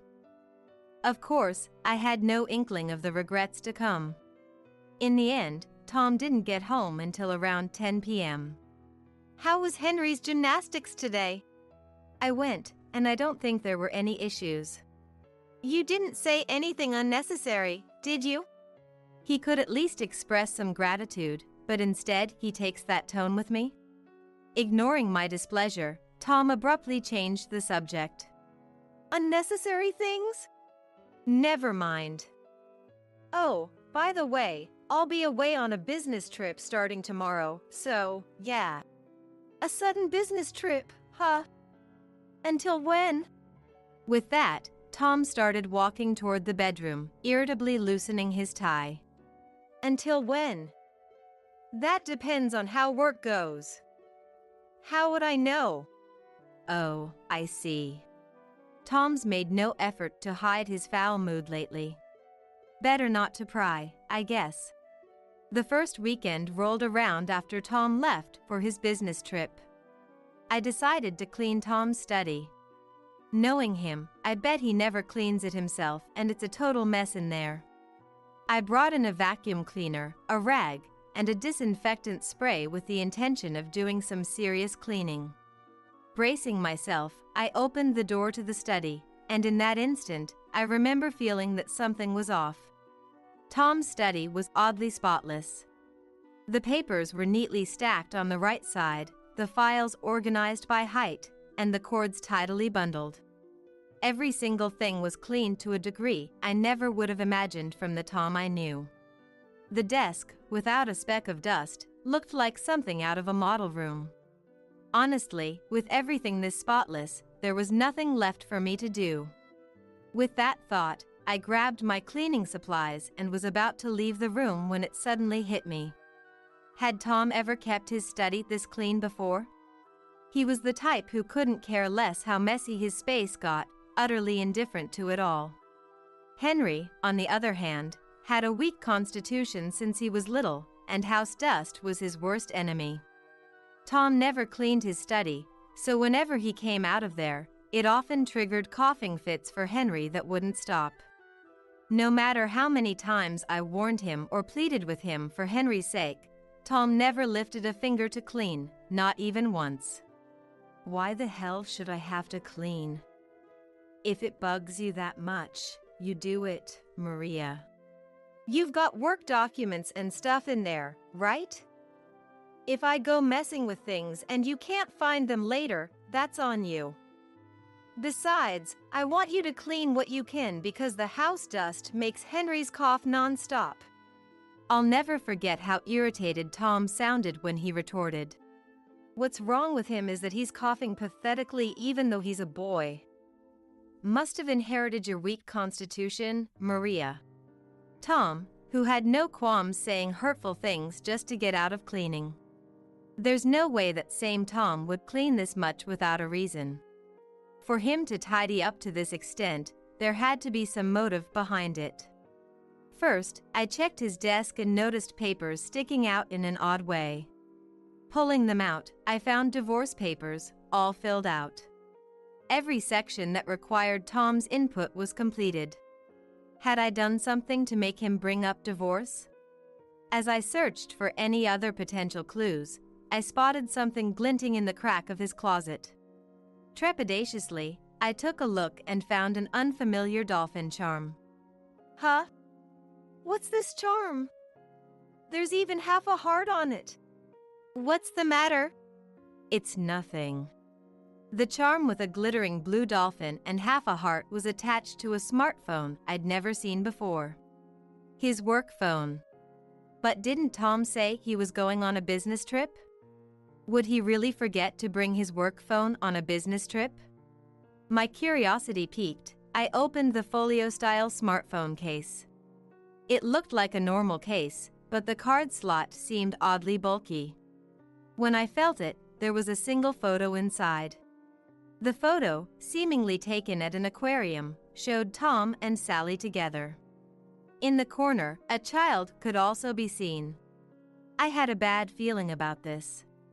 As much as I wanted it to be a lie, I couldn't stop wondering what was on that smartphone. Given that he had a photo with Sally, it definitely wasn't his work phone. It wasn't the one he used in front of me either, so then, could it be a phone he got solely to contact his affair partner? Probably never imagining anyone else would see it, the smartphone didn't have a lock on it. Considering myself lucky, I opened up the phone. Nervously checking his messages, I found a mountain of evidence of his cheating. It seemed he met Sally, the gymnastics teacher, through a dating app and was using this smartphone to communicate with her. When I opened the messaging app, there was a speech bubble next to Sally's name. Let's hurry up and get divorced so we can be together. And selfie icon that read. As I scrolled, I spotted a message from Tom to Sally. Just wait a bit. If I can get proof that Maria treated me horribly, I should be able to get more alimony in the divorce. Well, aren't you awful? But I suppose that's for the best, considering our life together from here on. I want to hurry up and live together with the child I had with you, Sally. That's the kind of exchange that was left behind. His child? Wondering what on earth this meant, I read a bit further into the messages and discovered that apparently, he had a child with Sally. And at this very moment, it came to light that he was on an adultery trip with Sally, using his paid time off. The travel plans they were discussing were for that very day. Reading it made me feel sick to my stomach, but I couldn't afford to throw up here. Continuing to read, new facts emerged. Tom and Sally had a 6-year-old daughter together. They were planning a party for when they officially registered their marriage, and after divorcing me, he intended to move Sally and their child into this house to live together. From what I could gather in the messages, it seemed he had cheated on me with someone he met through a dating app while I was struggling with fertility treatments. Unforgivable. Along with my disillusionment with Tom, I could see what I needed to do. I had to protect my life with Henry. Without delay, I launched my counterattack. I thought the secret affair phone and divorce papers alone might not be strong enough as evidence. If I wasn't careful, he might find a way to weasel out of it. To further solidify my proof, I searched through drawers and closets. That's when I found a marriage registration form and a pair of rings engraved with Sally's name. I added my own name and necessary information to the completed divorce papers I found in the room and went to submit them. Without his knowledge, of course. For him to have everything prepared that meticulously, it could only mean one thing. More than anything, I couldn't bear the thought of living under the same roof as someone capable of infidelity. The fact that he had the divorce papers ready to that extent, with all his sections filled out, meant he was fully intent on divorcing from the start.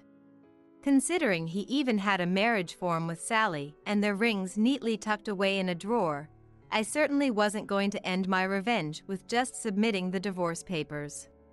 I wouldn't be satisfied unless I went all the way. I proceeded with the steps to sell the house. The land and house were both in my name, so there were no particular issues and I could handle the process based on my judgment alone. Shops and bus stops had popped up around our home, increasing its value, so it was an unexpected stroke of luck that I was able to sell it at a profit even after factoring in the mortgage. While Tom was away from home for work, I was able to steadily move forward with the sale talks. It took a few months, but in the end, I sold the house that was under my name. I had already explained the situation to my parents, so there was no problem with where to live after the sale. If anything, I was grateful for all the ways they helped with my and Henry's living situation. I had the cooperation of my childhood friend who worked as a real estate agent and taught me how to sell the house in secret, so the sale was done on the down low and Tom had no idea the house had been sold. As soon as I got the call from my childhood friend, I packed up my things and left the house together with Henry. Lately, even when Tom did come home, he would avoid me by returning late at night and leaving early in the morning, so he never saw me or Henry at all. Tom was still frequently away from home for business trips and work as usual, so he seemed completely oblivious to the fact that Henry and I were preparing to leave. Tom reached out to me while Henry and I were temporarily staying with my parents after leaving the house. Where are you? I could hear the irritation in Tom's voice over the phone, but it was just as I expected. What does it matter where I am? Why are you suddenly calling me, Tom? I got off work early today, and when I got home, some stranger was there. They abruptly asked me when I could move out, which made no damn sense. Did anything happen while you were at the house, Maria? I figured this was the right timing, so I decided to tell Tom.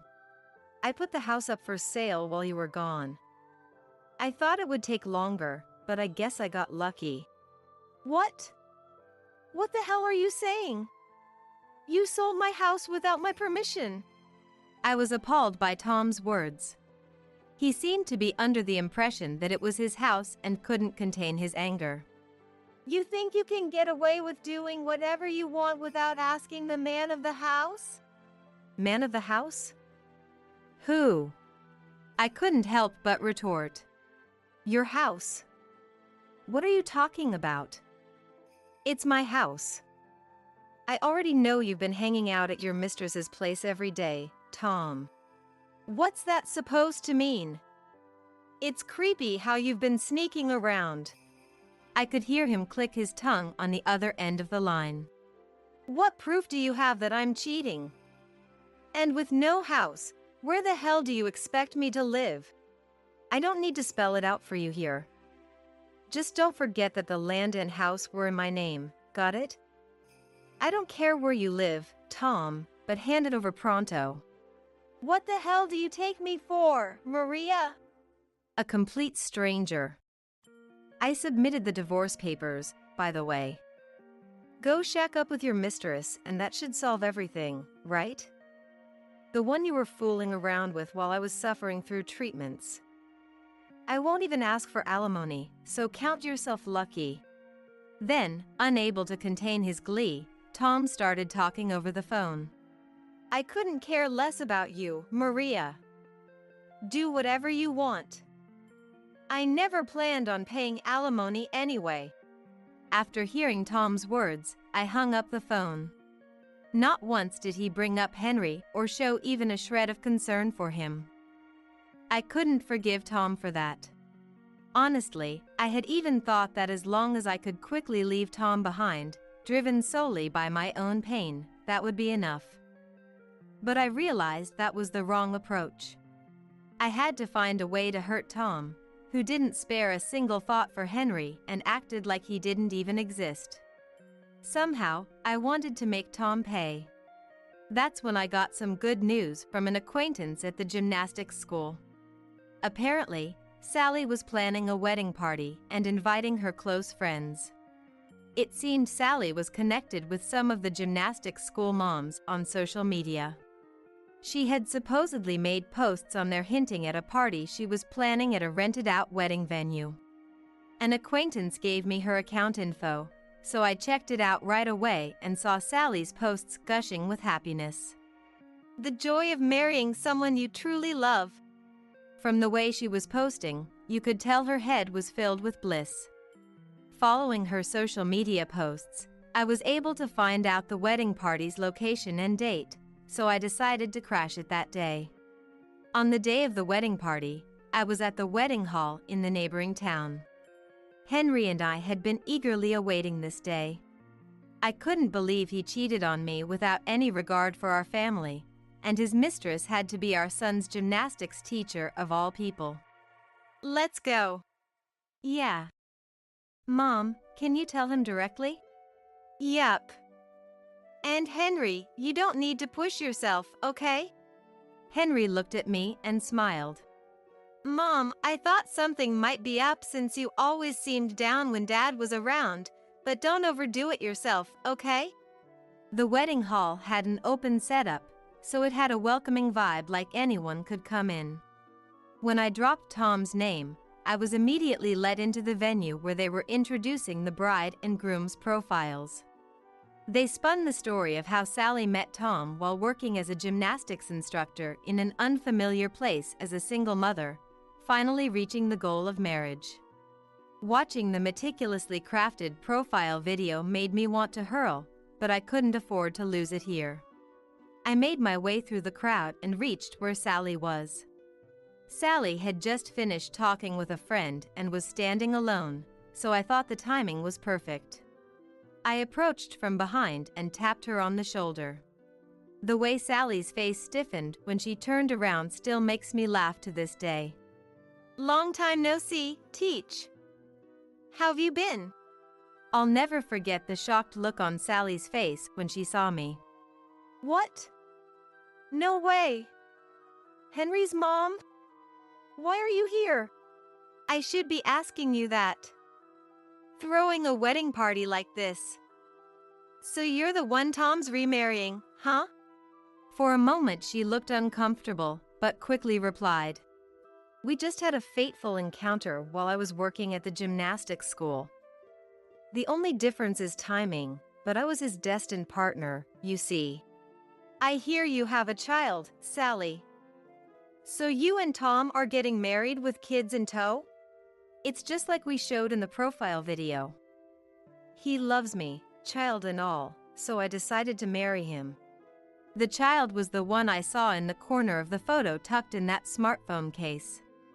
Watching the kid next to Sally boredly playing games on a phone, it was easy to imagine they hadn't been raising the child properly.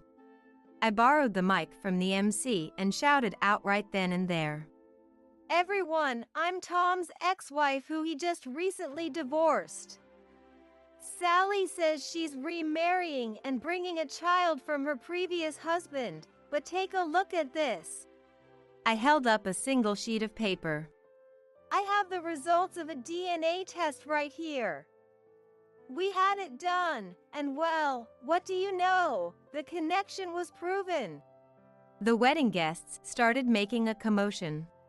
The group that had been boredly drinking until now and the women who were fixing their hair all turned to look at me. Which means your child is not a stepchild to my ex-husband. They were actually parent and child from the start. How does it feel to have introduced the child born from an affair to the real father? What? Why would you say something like that? The human gaze is hard to deceive, and the murmuring only grew louder and louder. I couldn't wrap my head around the nerve of showing up as the father to a child born from cheating. Just moments ago, they were brazenly spinning the tale of a fated marriage in their backstory and profiles, so it was no wonder the guests were watching with shock and curiosity. I'm amazed you were this close. To think you had more than a teacher-student's parent relationship. But I wonder what people at your work will say when they find out the truth behind this marriage. We just matched on an app, okay? Leave it alone. Beside me, Henry was recording the wedding on his phone. I took the phone from Henry and told Sally and Tom. I wonder what would happen if I sent this video to your coworkers. From the looks of it, I bet they have no idea you've been having an affair for years. I showed them the customer inquiry pages on both their companies' websites. Then I operated the phone and attached the video I just recorded. If you thought you could cheat and start a new life scot-free, you're dead wrong, Sally and Tom. You're sending this to our workplaces? What good would that do? Exactly. They'll just think it's some prank video or something. No one can tear apart our destined bond. Undaunted by their words, I continued. You see, I sent this directly to your bosses at work, no, to people even higher up than that. What? What do you mean? I sent an inquiry a little while back and was told they wanted to be contacted directly. We agreed that I would send it like this. Why the hell would you do that on your own? What are we supposed to do now? My promotion was riding on this. Tom clutched his head in frustration, but that's none of my concern. I don't know what you reported to them, but I can't imagine your companies would tolerate infidelity. You better be prepared for the fallout. As I spoke, Tom and Sally glared at me in vexation, but the story doesn't end there. Right after the wedding, the two of them were apparently called in by their respective workplaces. Not only was Tom's path to promotion blocked, I heard he got transferred to a regional branch. Even if he wanted to quit, he has no special skills to speak of, and they saw right through the fact that he couldn't realistically change jobs at his age. As for Sally, she was fired and now has to live on Tom's income alone. Even with a child, he got demoted and his meager salary will make it tough to get by. Sally's social media, which used to be filled with glamorous posts, gradually became overrun with complaints. Posts that clearly showed she was mentally unwell or desperately seeking attention started to stand out, and her follower count visibly dwindled. Occasionally, there are blatant posts bad-mouthing me. I bet she hasn't doubted for a second that what she did was wrong. In a way, I'm almost envious she can live her life with such a lack of self-awareness. Now, I used the money from selling the house to buy an apartment where I'm living with Henry. Henry is about to reach the age to graduate elementary school. Our new life keeps me busy with all sorts of things, but I feel like I can overcome it all as long as I'm with Henry.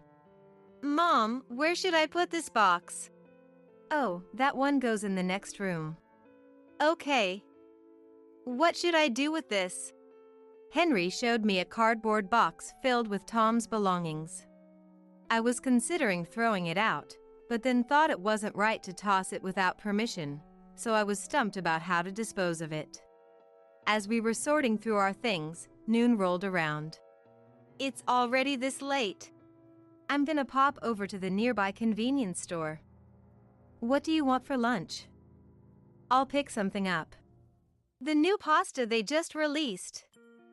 I've been wanting to try it ever since I saw the commercial. Got it. Actually, let's both take a break and go shopping together. When we walked out to the apartment entrance, I laid eyes on someone I couldn't believe. It was Tom. I had only told a select few people the address of our new apartment, but somehow Tom found out and was standing in front of the building. I nearly screamed when I saw him. Long time no see. I guess he can't shake the habit of trying to act cool. When he saw me and Henry, he raised the corner of his mouth and lifted his hand. That gesture that seemed so suave when we were dating now just looks pathetic. Huh? What are you doing here? Wow, you sound so harsh. Is it so wrong to want to see you once in a while? Once in a while? Henry, and I don't want to see your face at all. He glared at me and then immediately turned to face Henry. About time you started wanting to see your old man again, huh? I know, let's hit up a family restaurant. Order whatever you want, it's on me. Henry brushed off his hand and looked at Tom with an expression like he was staring at something filthy. Don't joke around. Why the hell would I go to a restaurant with you? You? What's with that attitude? You go and cheat without a care, wreck our lives, and now it's all I'm so happy these days. Maybe I should grace my kid with my presence once in a while. Spare us the bad comedy routine. Tom tried to grab us in a fit of anger, but Henry dodged him. In the blink of an eye, Henry had Tom locked in a grapple. What? What's going on? Henry has been practicing Brazilian Jiu-Jitsu since he started elementary school. He's now one of the top-ranked practitioners in the States, so his skills are the real deal. Tom, caught in Henry's self-defense technique, has a look on his face like he can't comprehend what's happening. The way he effortlessly applies the hold with such fluid movements is enough to make even me, his mother, stare in awe. I'm glad I kept up my training all this time, thinking I'd protect Mom from getting hurt. Let go of me. You think it's okay to use violence against your father? I don't think of you as a father. Going there with you will ruin the restaurant. Still not getting it? I guess being told off like that by his own son was a real shock, because he turned and left. I was surprised to see how strong Henry had become, and it filled me with joy. After that, Tom stopped showing his face around us. Honestly, I didn't want to see him anyway, so good riddance. Despite everything that happened, I think Henry grew up to be a strong yet kind young man. As a parent, I couldn't be happier. Maybe it got through to him that I never wanted him to take after Tom, his father, but Henry really is a sweetheart. It makes me shudder to think what would have happened if I had ignored that divorce filing and kept living as I was. I'm still working at the same job as before, but I feel like this was the right choice. Now, I've renewed my resolve to live for my own and Henry's happiness. Hey, how much of Ben's inheritance am I gonna get? My husband David blurts out, his words dripping with greed. My only family, my father, had just passed away suddenly, and we had barely finished the funeral. As I was drowning in grief, David didn't offer any comfort and nonchalantly started talking about money. My dad was a famous lawyer who often appeared in the media, and his earnings must have been quite substantial. When David and I first got married, we got along well and he never showed any desire for my father's status or wealth. But within a few months, he started acting strange. He stopped doing household chores, slacked off at work causing his performance reviews to drop, and went out drinking every night only to show up hungover at the office. Eventually, he became so self-indulgent that he had no qualms about being absent from work without notice.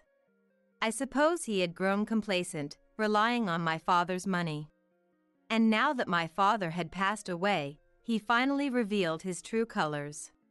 His attitude, trampling on my loneliness and feelings of mourning for the deceased, filled me with a sadness that made me want to scream and cry, and an anger that welled up from the depths of my stomach at the same time. Lying on the bed, I told David without even making eye contact. There is no inheritance. I'm Mom's stepchild from long ago. I'm not a real family member, so I can't inherit anything. 0. David's face instantly turned pale. You're lying, a stepchild? What the hell? You never told me that before. He shouted. As I calmly explained, David suddenly let out a yell that reverberated throughout the room. You deceived me. I was expecting an inheritance knowing your dad was a famous lawyer. I made a mistake marrying a plain-looking, middle-aged woman like you. I'm divorcing you right away. He screamed angrily in a harsh tone and smashed everything on the table onto the floor. The pair of stuffed animals, the photo frame with our wedding photos, the mirror we bought on a trip, the mementos of our time together shattered one after another with loud crashes. Was this the true feelings of the David I had loved so much, the one I had shared so many fun times with when we first met?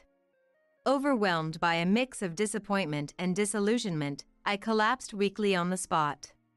I couldn't let David see the smile I couldn't hold back. My name is Rala. I'm 36 years old and work at a cosmetics company. My husband's name is David. He's 5 years younger than me, and we met at a foreign language school we were attending at the time. Both David and I work in sales at different companies, and we were studying languages again to keep up with the recent globalization. My father is a famous lawyer who often appears in the media, known as the go-to attorney that everyone wants to consult with. Of course, his sales and assets seem to be quite substantial. We keep our family out of the media spotlight, so my existence isn't widely known to the public, but it still gets around to those around us. The neighbors, acquaintances, friends, and people at work often said various things about my father. With my father being wealthy, many people mistakenly assumed I was financially well off too and would approach me for money. By my 20s, I was already fed up with that situation. I had a few boyfriends, but in the end, everyone was after my father's assets. As soon as we got a little closer, they would say things like wanting me to introduce them to my father or assuming he would support us if we got married. They were all counting on my father's money, and each time I broke up with them, everyone only cared about my father. No one truly saw me for who I am. David, who approached me persistently when I was emotionally unstable, always talked about foreign language lessons and everyday life. Even when I gave in to his enthusiastic invitations and went on a few dates, the topic of my father never came up, and he acted normal when we talked about each other's family. Maybe David didn't know about my father. David always seemed to genuinely enjoy talking with me. We would eat at affordable restaurants, go to theme parks together, and spend carefree days like a normal couple. I have so much fun just being with you, Rala. Seeing you smile next to me makes me feel happy. I really respect how you never slack off in your work, hobbies, or self-improvement.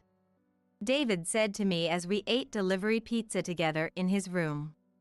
I want to keep enjoying lots of things together with you. If it's okay, will you be my girlfriend? After slowly opening up to David through our dates, his words made my heart feel warm. This person truly sees me for who I am. With him, we can support each other in life. Tears welled up in my eyes and the pizza in my mouth suddenly tasted salty, yet somehow sweet. Thank you. I'm so happy when I'm with you too, David. I'm looking forward to our future together, I replied. David lovingly supported my back as tears streamed down my face. He never counted on my money to take me to fancy restaurants or eagerly wanted to visit my family's house as if appraising it. The ordinary happiness of eating simple home-cooked meals or delivery pizza in our small rooms had finally come to me too. Filled with a sense of security, I couldn't help but hug David. And so, we continued dating smoothly, but even during that time, David never showed any interest in my family's house. After about 3 years of a normal relationship, we decided to get engaged. If we were going to get married, we had to introduce each other to our parents. I was quite nervous about inviting David to my family's house. Since David didn't seem to know about my father, I was a little scared that he might be surprised and run away. When my father appeared and introduced himself to us as we waited in the living room, David was utterly shocked. Wait, are you the lawyer who's on TV every week, the one everyone wants to consult with? David asked in astonishment. My father let out a hearty laugh at David's surprised reaction. Yes, I am that lawyer. You're the first person to date my daughter and make it this far without knowing. I'm quite surprised myself, he said, still chuckling. David apologetically expressed his regret to my father, who was still laughing after saying that. I'm sorry. I was being absent-minded. I didn't properly ask Rala either. The truth is, I haven't been taking her to nice places for our dates. I've been very rude to both Rala and you. I'm terribly sorry. David continued to apologize. My father, still smiling, said to him, It's all right. You're marrying my daughter, not me. My daughter's life is her own. You don't need to worry about me at all. The best thing is for you two to support each other in a life where you can both feel happiness. My father's demeanor was calm yet dignified, making us feel the depth of his life experience and character as a lawyer who had handled various difficult cases and also worked extensively in the media. Moved by my father's words, David straightened his back, his eyes shining. Yes. I may never be able to achieve as much as you. And I may be younger and unreliable, but I'll do my best to make Rala happy." My father warmly watched over us. A few months later, we were able to hold our wedding ceremony and officially register our marriage without any issues. Some relatives remarked that the scale of the wedding was small for the daughter of a famous lawyer, but it was based on my and David's wish to have a lovely ceremony with just close family. We moved into an apartment to live together and began our married life as a couple. Even after getting married, we got along well and lived frugally together. To save money, we both quit the foreign language school, but instead, I started having more opportunities to interact with overseas clients at work, and now I'm acquiring foreign languages through practical experience. David seemed to end up staying the same, but he appeared to be working hard at his sales job as he always had. What kind of life would we lead together from now on? I wanted to travel together, and someday, I wanted to have children. I wanted us to steadily walk together towards a happy future. That's what I thought. But was I the only one who felt that way? A few months after our marriage, gradual changes started to appear in David's attitude. At first, he would help with household chores in the evenings and on days off, but recently, he won't even take care of himself, let alone do chores. Clothes left strewn about, dishes he ate from abandoned on the table. When he noticed we were out of daily necessities, he used to take the initiative to go buy them, but lately, he just roughly orders me around, saying things like, "We're out of milk." And what made me doubt my eyes the most was how his spending had become more extravagant. Before, he would invest in himself by going to foreign language school, but he wasn't the type to splurge on food or entertainment. Just as he had told my father, when we went out, he often chose affordable restaurants. That's why I was especially happy when he splurged a little for our anniversary. But now, even when it's not our anniversary, he casually buys expensive brand name watches and nonchalantly makes reservations at 3-star restaurants I've never even been to, saying he's going out drinking with friends.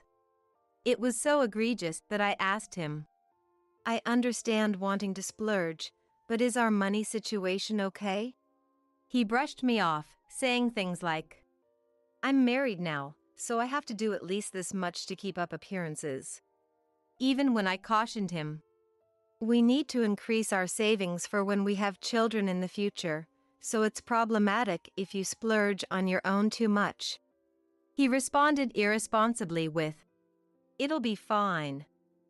We'll manage somehow."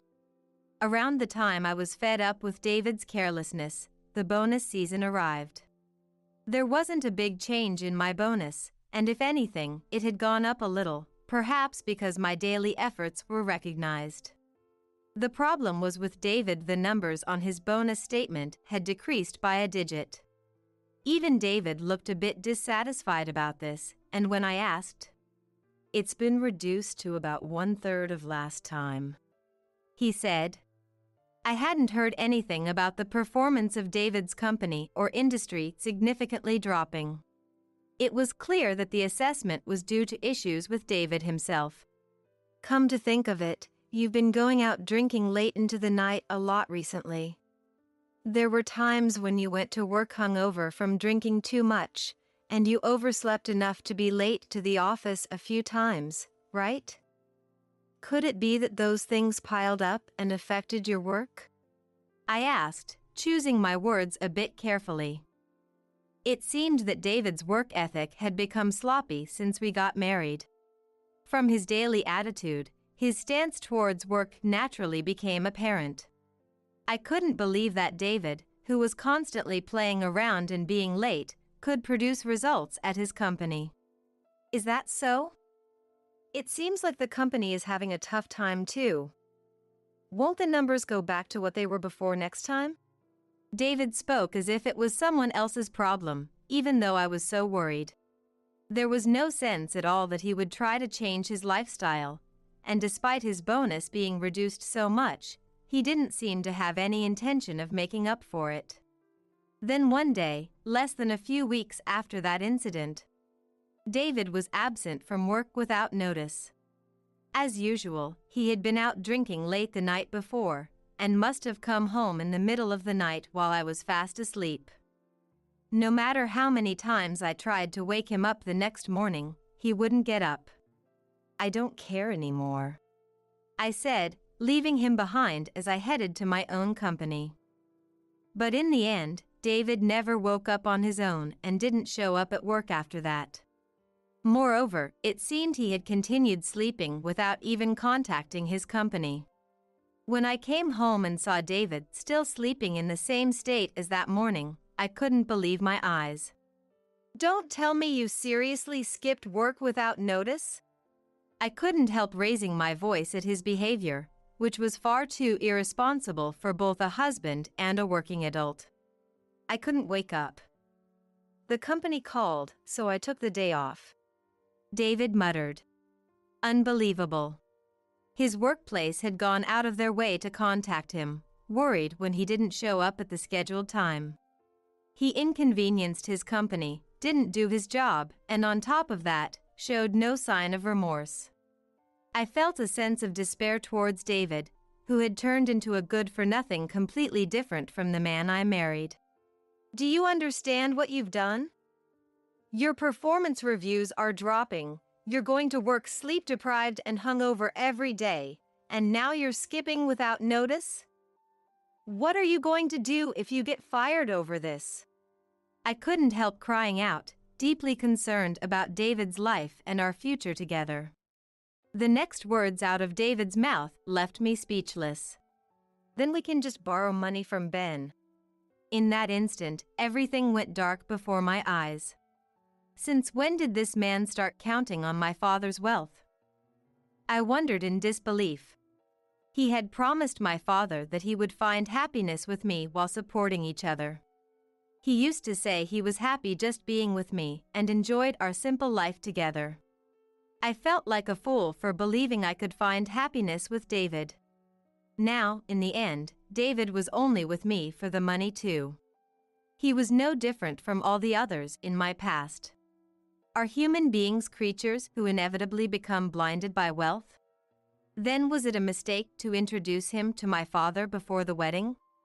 Disappointment, regret, disillusionment, sadness, various emotions swirled within me. If things continue this way, I might have to consider divorce, I realized grimly. Even after that, David didn't change his attitude. Although he stopped skipping work without notice after apparently receiving a stern warning from his company, he never quit his flashy nighttime entertainment or wasteful spending. When he started showing an unbelievable level of frivolous spending, like impulsively buying expensive brand-name shoes and bags without much thought, I even felt a sense of dread thinking about what would become of David in the future. Anxious about my own life, several months ended up passing just like that. And then one day, my father suddenly passed away. It wasn't an accident or incident, but a sudden death from illness. Of course, my father's business associates and the media made a huge commotion, and those around him suddenly became very busy. Having lost my mother long ago and with no siblings, my father was my only family. Until the funeral was over, I was far too busy to even have time to cry, but when everything was finally done, a sense of loss and sadness washed over me. My father, who had single-handedly raised me while juggling his main job and media work, was always calm, wise, and the object of my utmost respect. Even when I felt like giving up during my college entrance exams or job hunting, my father's attitude of never shying away from effort and learning in anything encouraged me and helped me overcome those challenges. He was only 66 years old, far too young to pass away. As I was grieving alone in my room, David barged in without even knocking. I knew that David had barely helped with the funeral arrangements, idly fiddling with his smartphone in a corner the whole time while I was busy handling all the various preparations and correspondence. Having already given up on David after everything that had happened, I didn't even feel like scolding him in that moment. As I crouched by the bed, clinging to it and crying, David stood over me without even bothering to crouch down and meet my eyes. "Hey, how much inheritance is there?" he asked. "It all comes down to money in the end, huh?" I thought, disgusted. As I remained silent, not even bothering to respond to his words, David stepped closer and raised his voice. "How much is there?" "With how much he earned, there must be a ton of money left, right? You're his only living relative, so you'll get the inheritance, yeah?" He was grinning repulsively, even though his wife's father had just passed away. It seemed that now that my father was gone, David thought he had become a multimillionaire overnight. Lazing around without working while splurging extravagantly, that self-indulgent lifestyle dangled right in front of him, and his face looked so vulgar, as if he was about to start drooling. I even felt a sense of revulsion. Lying on the bed, I told David without even making eye contact. "There is no inheritance." David immediately shouted. That's impossible. He died suddenly, so there's no way he used it all up. "That's not it. I'm the stepchild of my long-deceased mother. I'm not his real family, so I can't inherit anything. It's zero." Just as I told David now, I have no blood relation to the father I respected so much. This was part of the reason why my father never revealed his family to the media. You're lying, a stepchild? What the hell? You never told me that before, he shouted.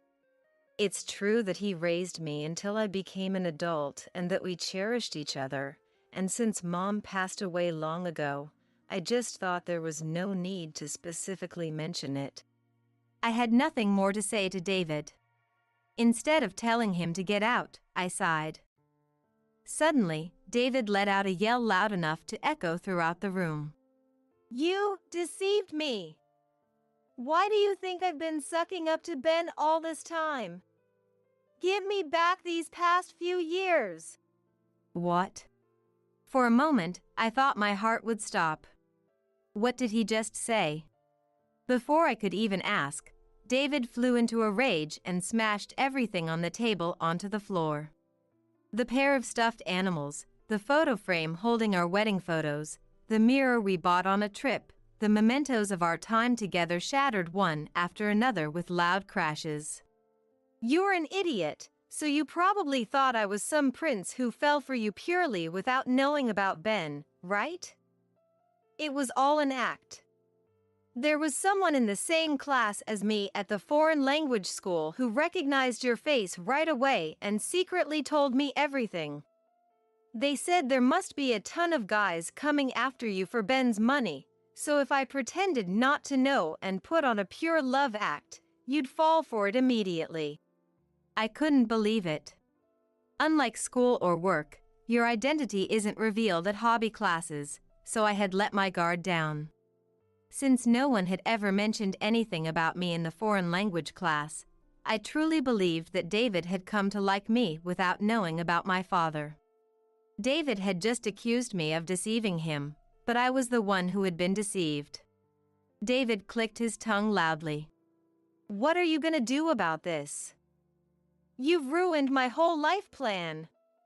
I desperately acted like a good guy for 3 years thinking I'd get my hands on that inheritance. Otherwise, who'd bother with a plain-looking, middle-aged woman like you? As soon as he revealed his true colors, he started saying whatever he wanted.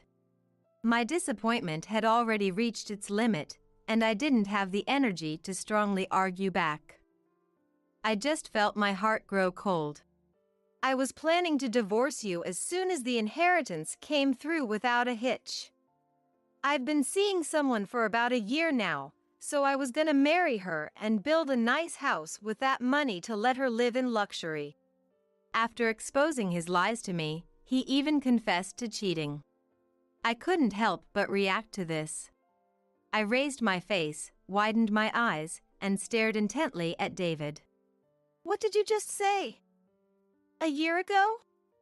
Wasn't that around the time we decided to get married? That's right. It was just about a year ago that I had accepted David's proposal and gone to report it to my father. Don't tell me you cheated because our marriage was decided? That's right. If I'm gonna be with someone, of course I want a young, pretty girl. There was someone I'd had my eye on for a while. But cute girls cost money, you know? I couldn't afford to date her on my salary. So I somehow managed to secure this marriage with you. What a perfect plan. David and his petty desires had been using both me and my father all along. When David went out drinking with his friends and colleagues, was he actually spending most of that time on dates with his mistress? My heart pounded loudly with anger. My fingertips grew hot and started to tremble. This was a real waste. If you don't have money, I have no use for you. I'm divorcing you right away. David spat out. I quietly told him, facing his direction. Of course. I'd refused to be with someone who deceived us the whole time and even cheated. Let's get divorced quickly. And since you cheated, I'll be seeking compensation too.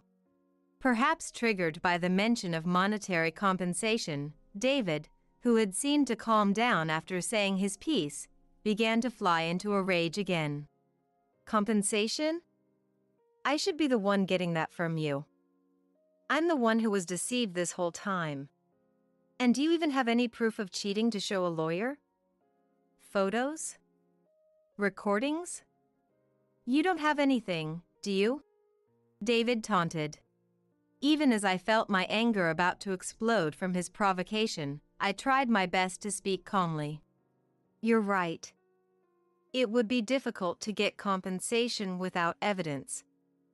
Then I won't seek compensation. There's no inheritance, so we can't divide assets either. Just promise that from now on, you won't have anything to do with me or my family. That's enough. David then said with emotionless eyes. Yeah, that's fine. I don't ever want to be involved with you again either. With just those words, he left the room, deliberately slamming the door hard to make a loud noise as he went. A few days later, after getting David to sign the divorce papers and the written oath he had mentioned the day before about never involving himself with me again, we got divorced. Having lost both my father and David in a matter of days, I returned to my family home feeling empty inside. My father's presence still lingered in the room he had been living in until recently, and I cried there once more. After that, I returned to work and began to get used to living alone in my family home, and a peaceful life gradually started to come back. Then, about 2 weeks later, my smartphone started ringing incessantly all day long. At work, I put it on silent mode and kept it in my locker to avoid disturbing others, but it was the same situation at home, so it was unbearably disruptive to my life. The caller was David every time. I had ignored it for several days, but it was so persistent that I decided to answer just once. If I listened to what he had to say one time, these persistent calls would probably stop. The moment I pressed the call button, David started yelling in a harsh tone from the other end. You! How dare you lie to me back then? There was an inheritance after all, wasn't there? Why didn't you give it to me? His shouting was so unpleasant that I reflexively pulled the receiver away from my ear. The TV in my room happened to be showing the news, and I watched it.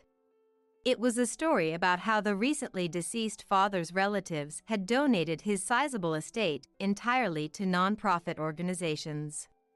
David had probably seen this news, learned that there actually was an inheritance, and was now in a rage. There was actually a small lie in the story about not having an inheritance I could inherit due to lack of blood relation.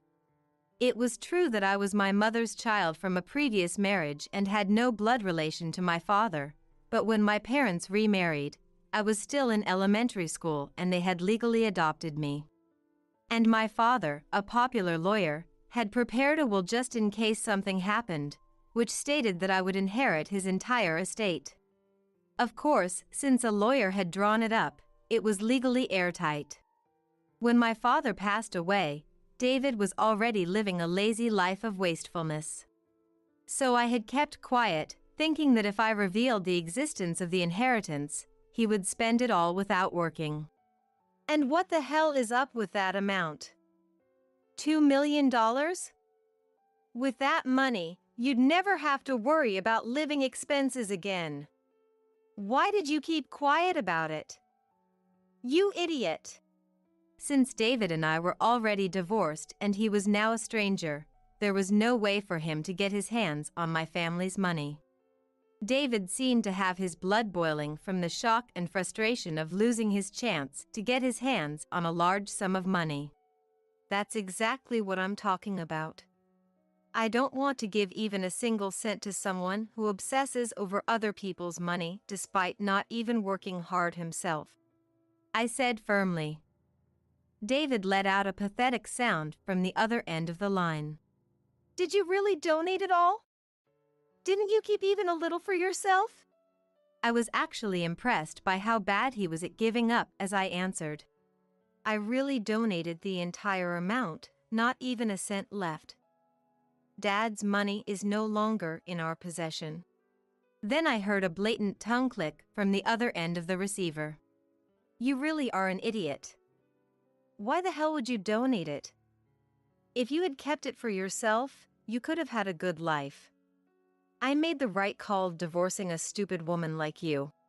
With those parting words, David hung up the phone unilaterally. Finally feeling calm, I blocked David's number.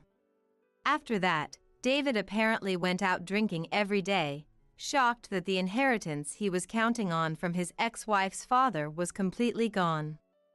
Of course, his work attitude and performance at the company worsened even further. Moreover, the fact that he had married his ex-wife for the inheritance and divorced her as soon as her father passed away spread throughout the company, further lowering people's opinion of his character. Meanwhile, when I tried using social media to look for David's mistress, I quickly found her personal account. It seemed David had been quite generous with her, counting on my father's inheritance, but now that it was all gone, he couldn't even put on a good face for her anymore. The guy I was dating got divorced, but lately he keeps saying he has no money, so the presents and dinners have completely stopped. I was dating him because I thought he'd let me live in luxury, but now I'm thinking of breaking up. Read a post by his mistress. Seeing that, I held my aching head. If David was after my father's money, it seemed his mistress was after David's money. They were all just a bunch of greedy, classless jerks. I closed that page with a straight face, deciding never to look at it again.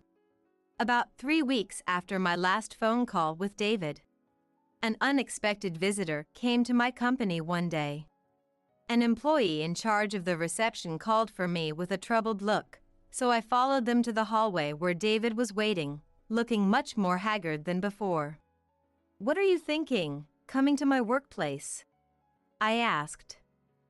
David looked at me with a fawning gaze, laughing. "I was thinking after that. When my bonus went down, yours went up, right? So even if you don't have Ben's inheritance, you must have your own savings, yeah?" I was shocked, never expecting him to bring up my money. "I've been taking out loans for shopping and using my card for bar tabs, so now my debt has piled up. At this rate, it's going to affect my life. I want you to help me out a little. Come on, please?" David pleaded. Just when I thought he had finally given up on my father's inheritance, now he was coming to demand my savings. I felt so dizzy from his outrageous nerve that I nearly collapsed on the spot. "Of course not," I declared. "Every time you look at someone, it's money, money, money. I'm so sick of it. If you want money that badly, then work hard, save up, and make your own money." Don't make such a scary face. You're really not cute at all. Want me to tell you how much debt I'm in? $20,000. Even the woman I was going to marry dumped me recently, saying I'm too stingy. I've hit rock bottom. Can't you help me out a little? David persisted with a pathetic look on his face. Having lost both money and women, his sulking figure was simply pathetic and ugly. You selfishly counted on my family and racked up debt on your own, right? Deal with it yourself. You're really being a nuisance, so leave right now.